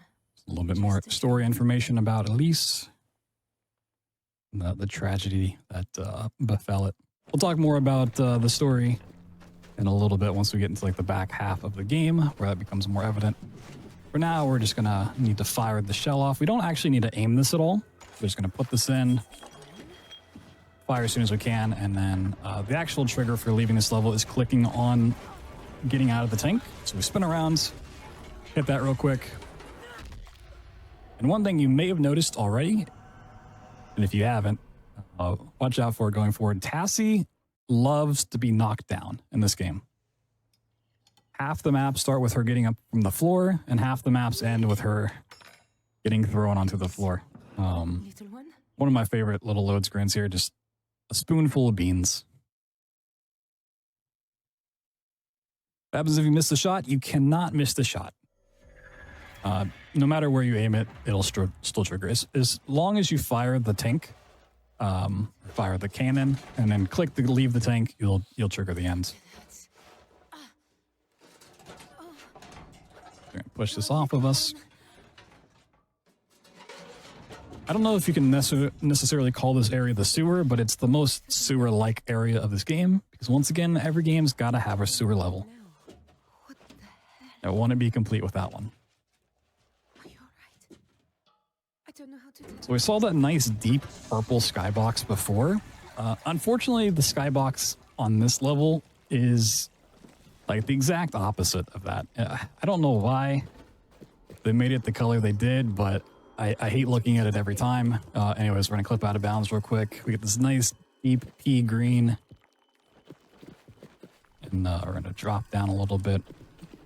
Use the inventory to break our fall.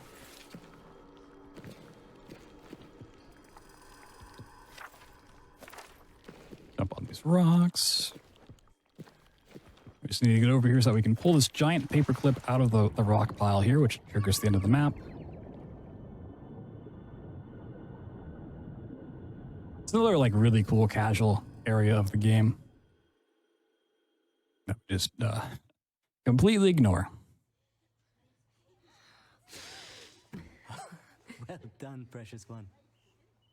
So coming up is another area that it kind of has some cool lore behind it. It's called the Oasis that we're just going to completely bypass.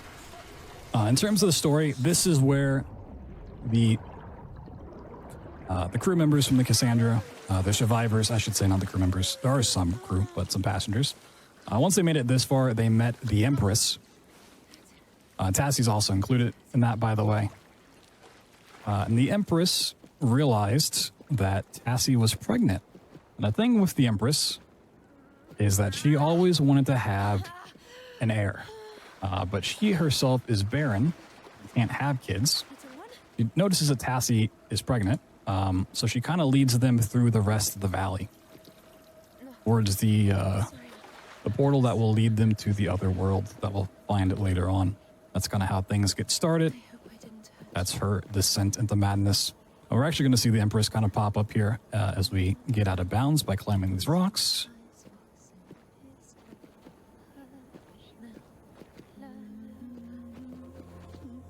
So there she is. Who are you? What do you want? You're like, what is she the Empress of? She is the Empress of the other world, the Shadow World, where all the monsters and the orbs and all that stuff come from. But yeah, now we're on the outside of the map. Gonna run through the desert. Come on, you can't do this now. Also, like the previous games, although it's a different engine and everything, if you hit a downward slope, you can still get a giant boost of momentum. It's not super useful in this game, but there are some spots where it can save quite a bit of time. It's actually a really big one that we're going to try to set up for here. See how big of a boost we can get.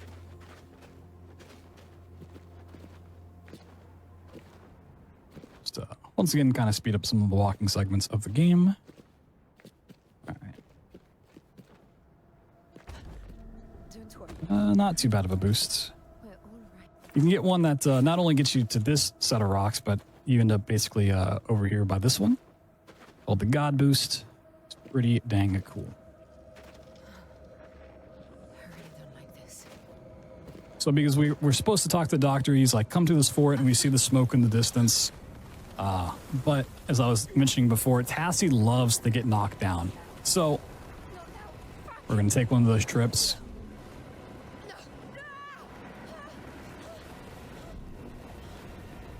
This is also going to send us through a portal to the other world. We're going to spend some time here learning a bit more about the orb and alchemists. Start tying more of that story into it. Christ, we were so close.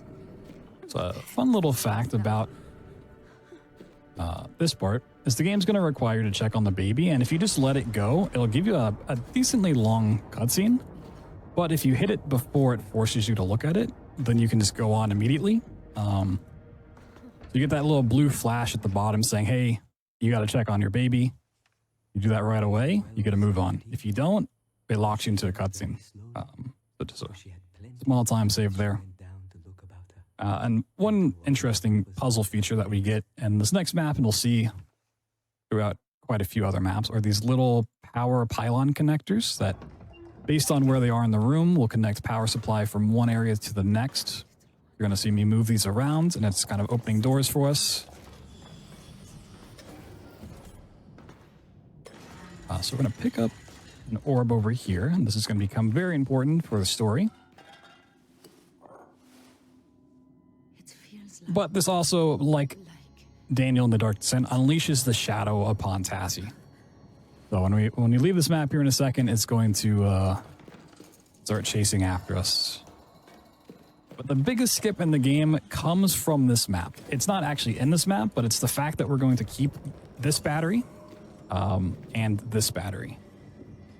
These are batteries of Vitae, the life force energy that you get from torturing people, and we'll talk about that here in a little bit as well. Normally, you're supposed to use both these batteries in this level to kind of solve the puzzle, but if we keep these in our inventory and just clip into the room instead, you can see that they're both in our inventory, and that's going to allow us to keep these for later on, which is huge.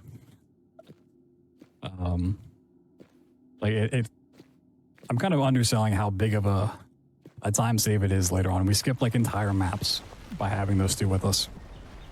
We get another little flashback to Elise and the whole baby ordeal.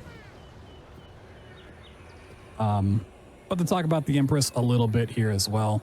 So the Empress took over for her mother. And obviously, she wants to continue her rule by having an heir. But she has a disease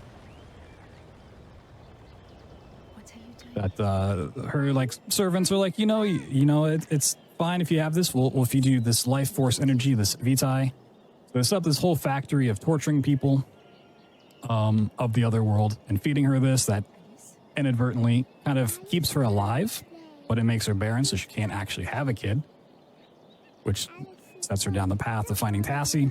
But yeah, the other worlds, we're going to run past very, very quickly, but it's all about torturing people and harvesting this life force.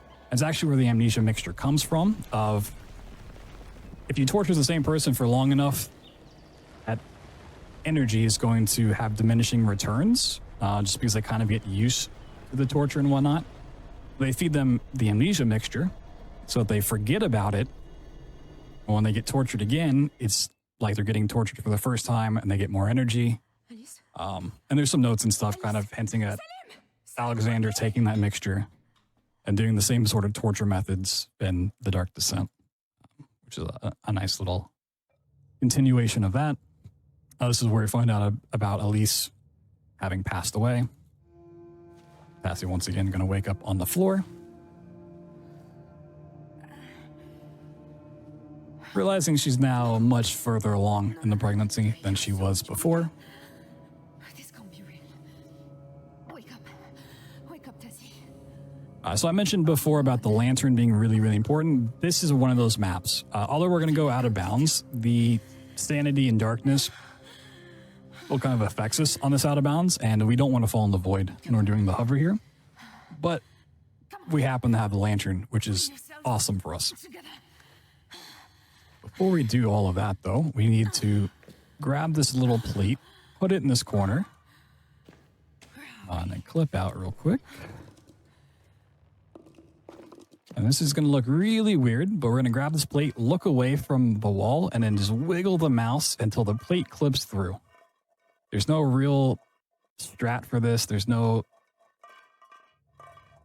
hard way to do this. You just kind of wiggle the mouse until the plate clips through the wall. Sometimes it's quick. Sometimes it's not.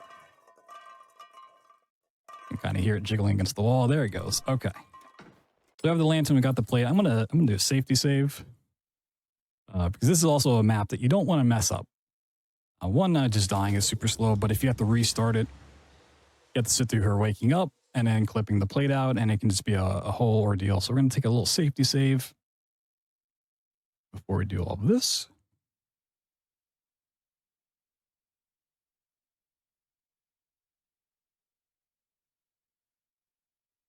Okay, we're going to grab the plate. Now we're going to just hop through here. So I mentioned about the shadow chasing us as well. This is kind of a map that's built all around that happening. And just like a whole chase sequence, but we're just going to cut through the middle or past the stuff.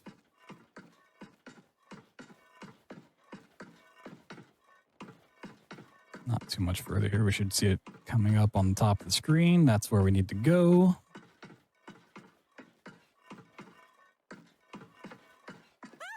Okay, so where we got the orb from, it kind of goes over the fact that they have this technology that allows you to teleport stuff. There's like a little mini teleporter that you're supposed to do puzzles with. Well, here we find a big teleporter, and we're going to try to use this to get out of this place.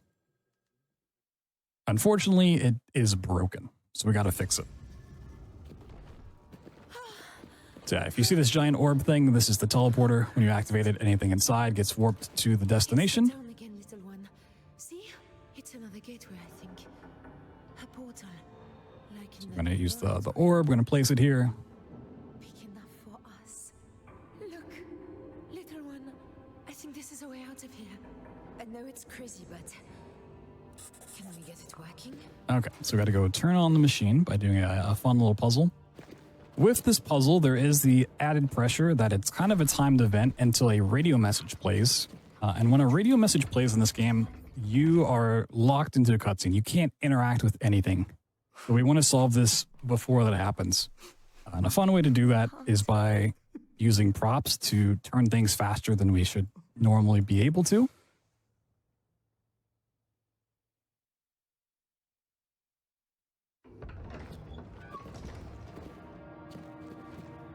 I'm gonna grab this like sandbag sack of something. I don't know what's in here. We're gonna use this to turn these little wheels. Don't want to turn them too far.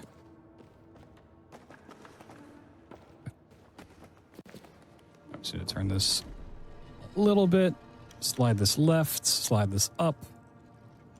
And then click the button to start. Okay, so we put different icons up here, and then we match that wheel that we just spun with it as well. Okay, that's fine. I guess that's what. So this is the radio message. As you can see, it put a giant X over interacting with the sandbag. There's a little bit of an out of bounds you can do here, but a slight bit faster. And this doesn't last super long, so we can use this just to walk out. Doctor? By the time we get to the door, it's just about over. We just really want to make sure we solve the puzzle before it tells us, hey, you gotta wait. So now the machine is fixed, quote unquote. I'm gonna go Not far now, we'll soon be home. try to teleport.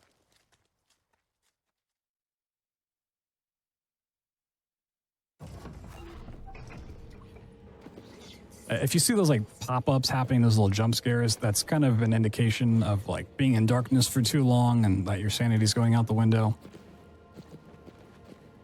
Doesn't mean a whole lot to us, but if you're just curious what that is, that's why they pop up. I need to align this in the middle. It's a little spindle win. Click this button, it's going to start us up, and we're going to teleport out of here. Everything's going to be great. Nothing could go wrong.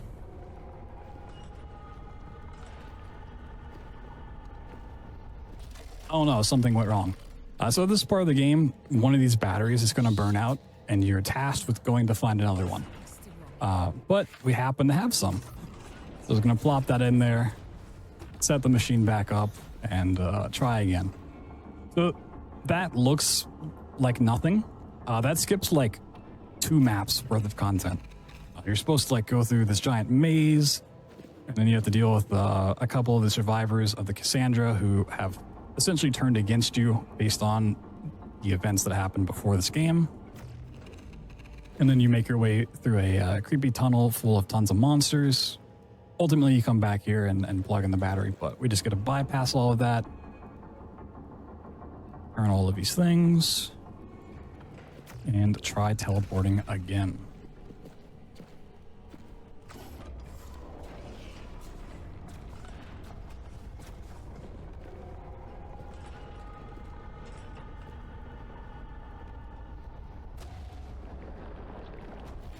So if you're wondering if the shadow is still chasing us, even though we ran super far away from it, yes.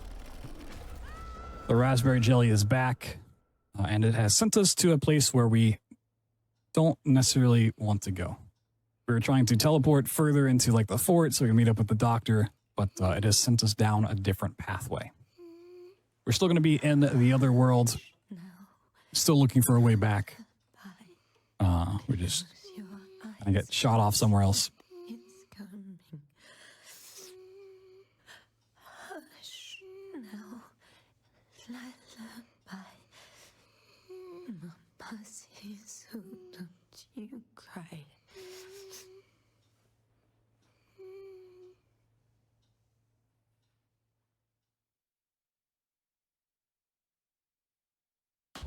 So this is like kind of the halfway point of the game. Where things really start unfolding in terms of how Tassie really ended up being here and unraveling the events that started before the actual game started. That's kind of the whole point of these is, you know, something bad happens and then you have amnesia and you have to figure out exactly what did happen. So we're just going to clip out of bounds, go past all of this. This section of the game casually is basically telling us that not only was our kid, Elise, diseased, but we ourselves are diseased as well, which sends Tassie down a spiral of, if I'm diseased and my previous kid was diseased, how am I going to save the kid that I'm currently pregnant with? Don't want to fall off the map. The collision here is a little bit janky. Very easy to fall between these pillars.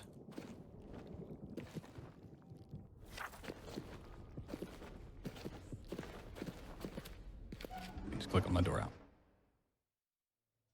Oh, my heart.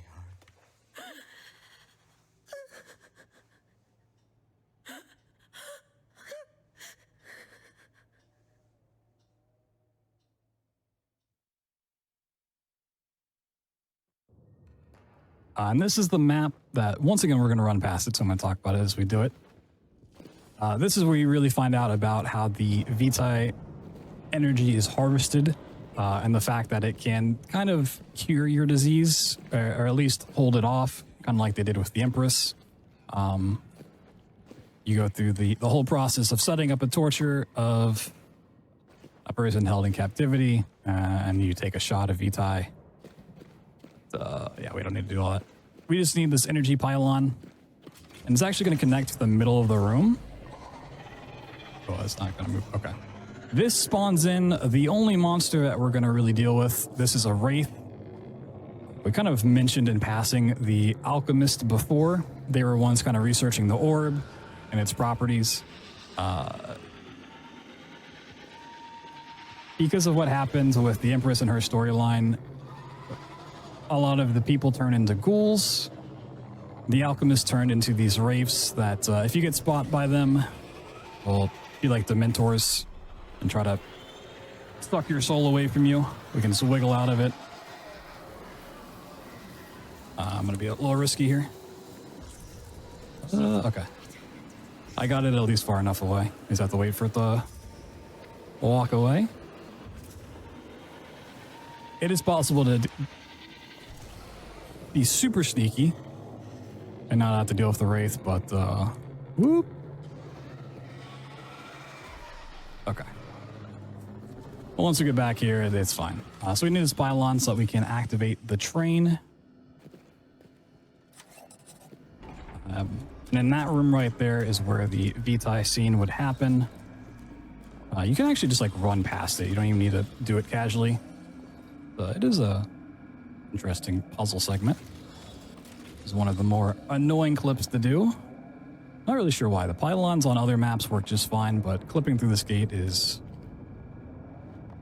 rather obnoxious half the time. Let's see.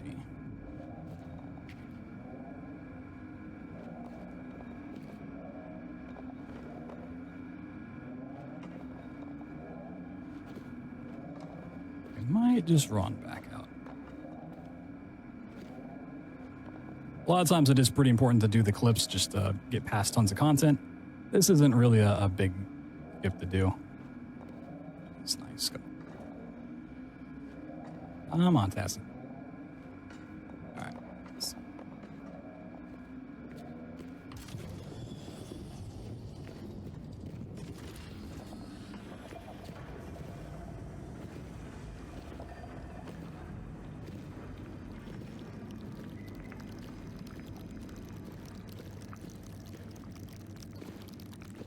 If you've played this game casually, you might know the part coming up. And if you're a speedrunner or a fan of speedruns, you might know the term auto-scroller. This is usually where you're locked into this little cart. We have a way around it.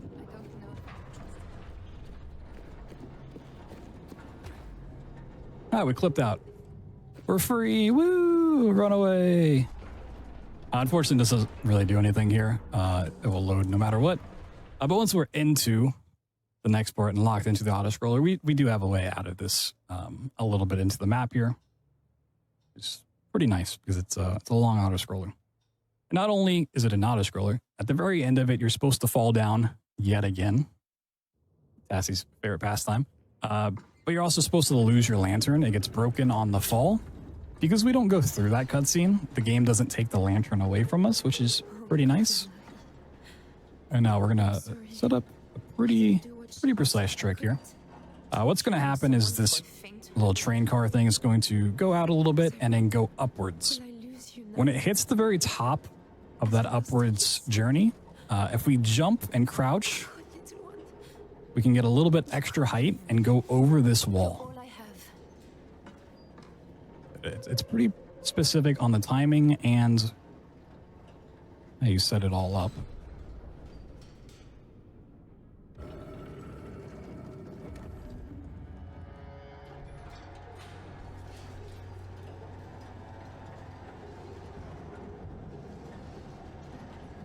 This is generally where I like the comment during my runs of this. The stuff from here on out, the tricks just get harder and harder. Once you've made it this far, you're in for fun stuff.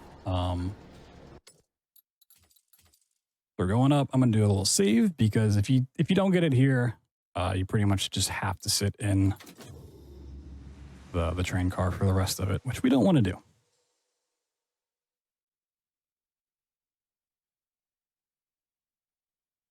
That would not be ideal.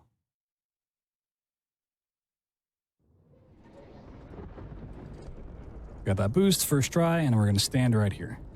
This part's always really scary. I've never fallen off of this, which I might have just jinxed it, but your character moves with the train car as well. So my hands aren't on the mouse or key, but Tassie's going to kind of wiggle around. It's pretty scary, but it's usually pretty safe. So all this is going to allow us to do is once we get up here to where this fake portal exists, we can drop off and kind of continue on our own. This is supposed to make a little tease of, oh, here's a portal that you can go through. You're looking for one. This doesn't actually work, even if you clip out. We can use the bracelet to get through here. Unfortunately. We're going to pick up one of these rocks. It's just jiggling uncontrollably. We're going to use this prop hover, object hover, whatever you want to call it, up and over. Before we had the void walk underneath the map, This is another one that's kind of hard to follow what's going on.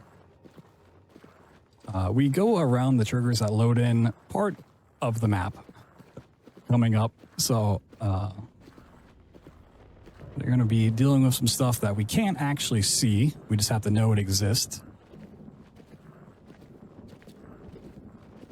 Involving 2 rocks that we need to move out of the way of a door and the door itself. It is possible to load in part of the room if you hit certain triggers, but I don't think I did. Okay. Yeah, there's a door and there's 2 rocks on the floor in front of it. I'm gonna grab one, moved out of the way. Where's the other?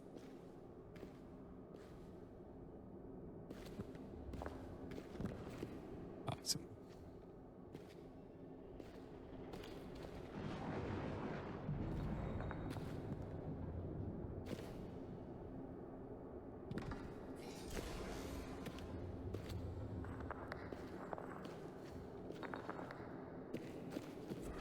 Yeah, and once you've moved the door open, because you have 2 rocks and you have a door and it swings towards the rocks. So you move them out of the way, move the door out of the way. On the other side of that, there's another door that you need to click on. Is what happened there.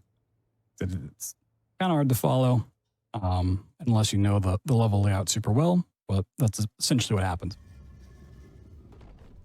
So these little pods are the different people that are currently being tortured for the Empress's Vitae. So anytime you see these little pods, that is a person inside being tortured. Super dark. Anyways, we're going to clip out. You can see there's tons and tons and tons of these things. This is another like a little stealth sequence to get past some more of the wraiths that we're going to avoid dealing with by just hovering on this lid.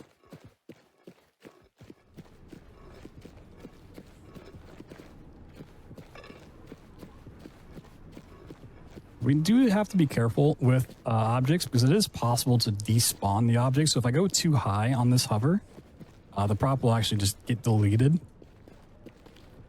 You gotta be a little careful. You don't want to be too low because you need some height, but you don't want to go too high. You need to be right in the middle.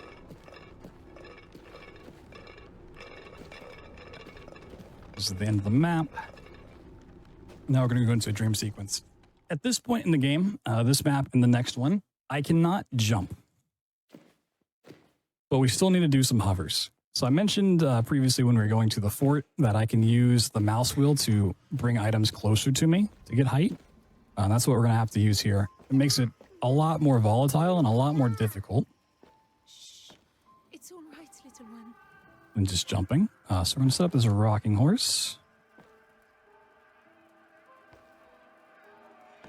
Need to walk on top of it. Kind of bring it close to me so we can start ascending. All right.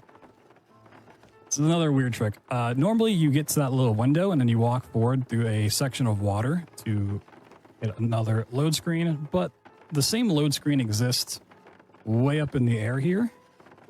So I just need to go up high enough, also invisible by the way. So if I happen to pass it up and I don't find it, I do need to like drop into it. Oop. Oh, walk it back. Okay. There we go.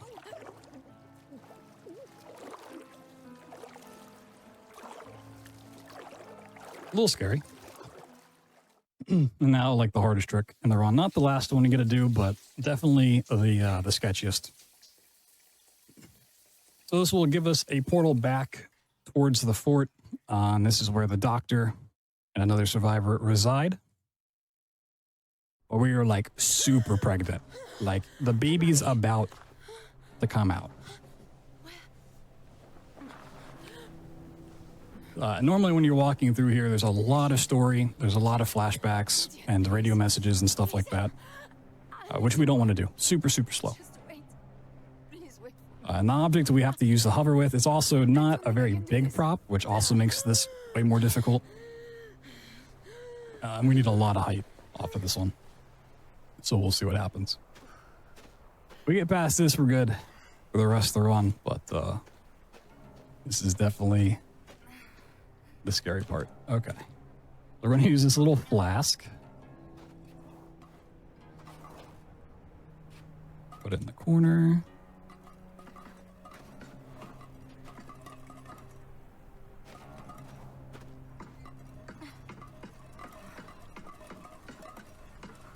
So now I need to like shift moving the object too close to me and being further away to keep pushing this up.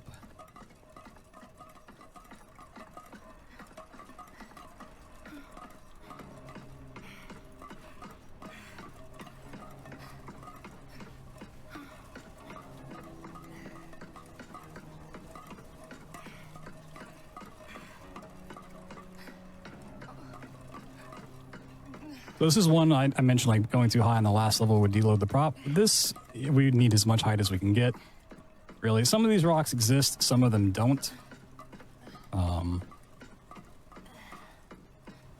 Actually gonna aim myself a little bit left so we can walk up this hill. I'm just gonna do a little bit of a safety route here.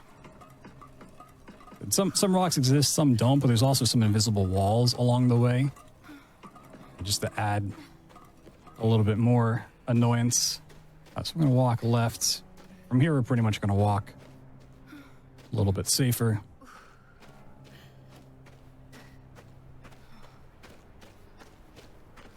Not too bad.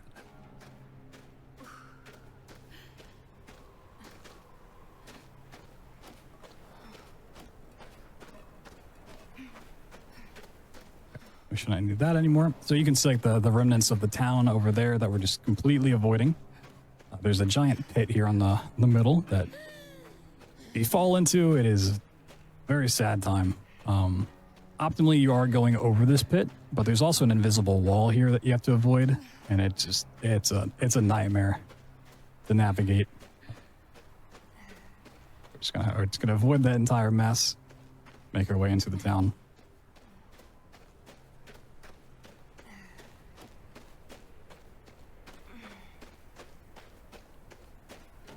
Conveniently, it's a pretty easy way to get back in. You can just walk through some rocks.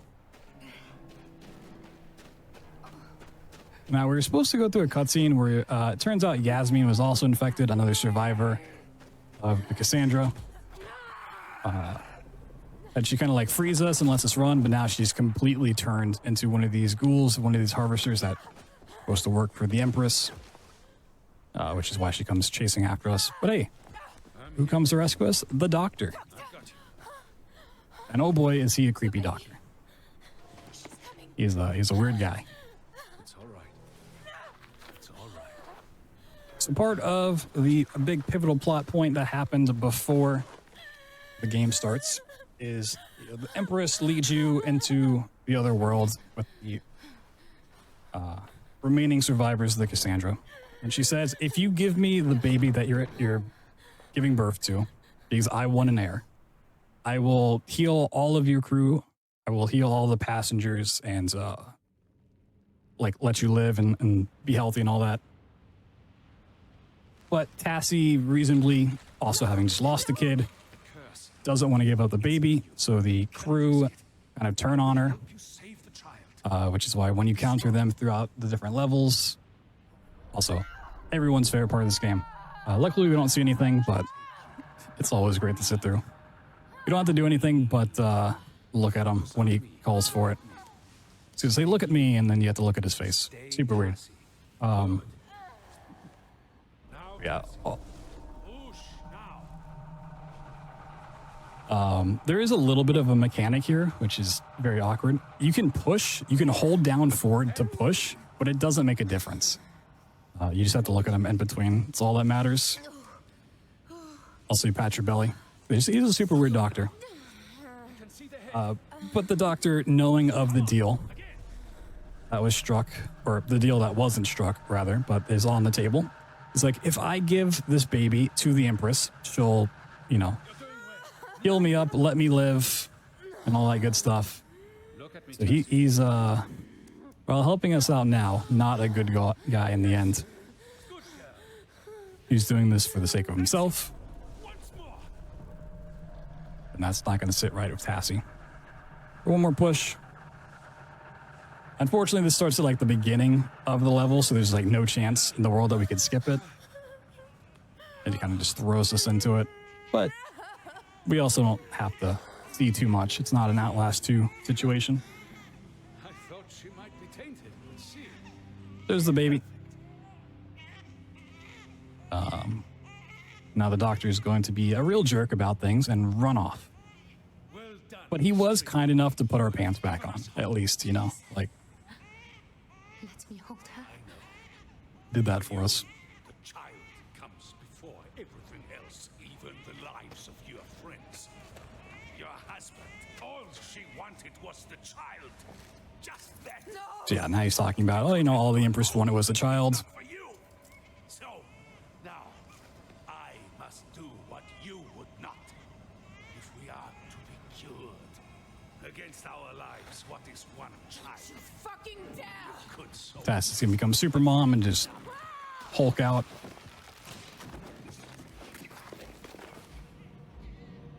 And we're going to chase him down. Stop! Stop, damn you! Give her back to me!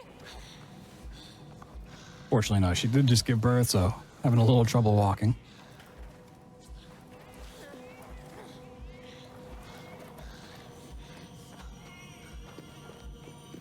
Now we're into like the final bits of the game, the big climax of the story. Leave her be! We really have like one big trick left and then the end of things.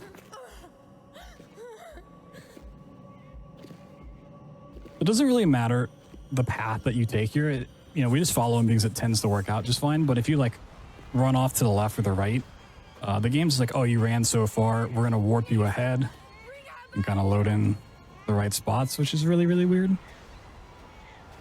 It's in case you just get lost, you can't find them, I guess. I will kill you, you bastard!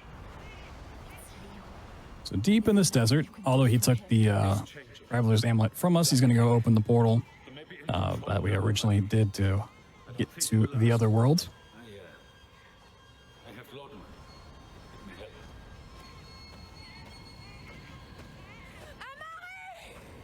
Him just running away. Out of your mind. Salim will be dead by now. Accept it. Don't go, Tassie. We can get help. I can't do this anymore. I just want to be with him. I don't care. So right up here, we're going to see him open the portal. Don't do this! So coming up to a really small time saver. And it happens to only work because we have the lantern that we're not supposed to have here. There's going to be a little flashback, but typically the game, once you lose the lantern, if you hit the lantern button again, starts a little bit of dialogue saying, oh, I wish I had the lantern. If we pull out the lantern, hit that keybind before that dialogue starts, we kind of skip it. We're going to run up here, pull it out. Bring her back to me. I'm just going to bypass that little cutscene.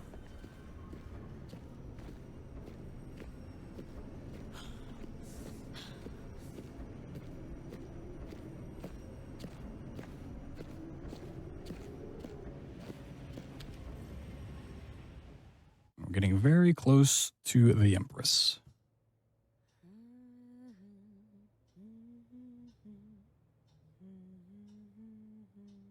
But we have a pretty big trick between us and Empress.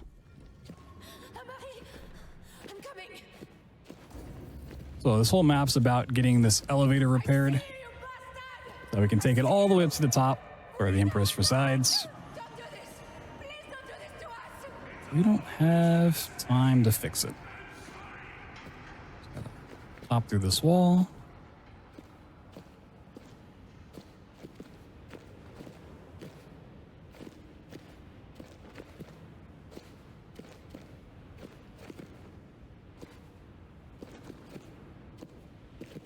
Okay. Gonna grab this air vent cover, which is still in bounds, and then we're just gonna slam it up through the ceiling, and it's out of bounds. And we're gonna, instead of repairing the elevator and riding it all the way up, we're going to just ride this up. We have to be really careful because we can hit our head on the section at the top. And that can cause a lot of problems for us, but we're just going to take this on a little bit of a flight. We're also doing this over the void, so we don't want to fall if we can help it. That would be bad news bears. Just gonna take the time to kind of walk out a little bit here.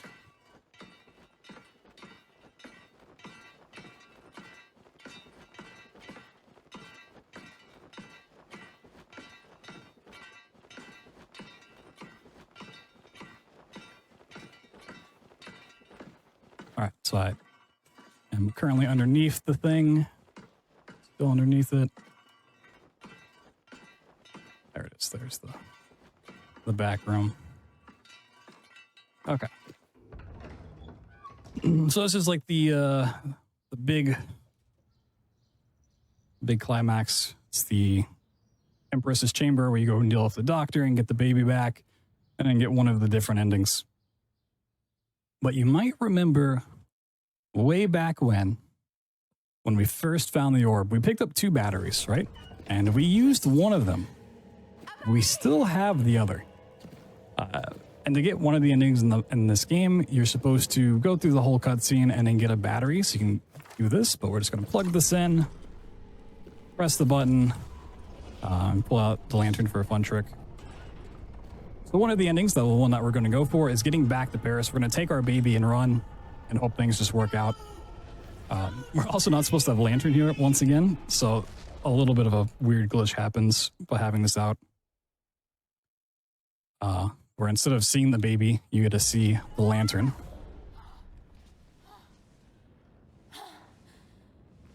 Whoa, is this Amnesia the bunker?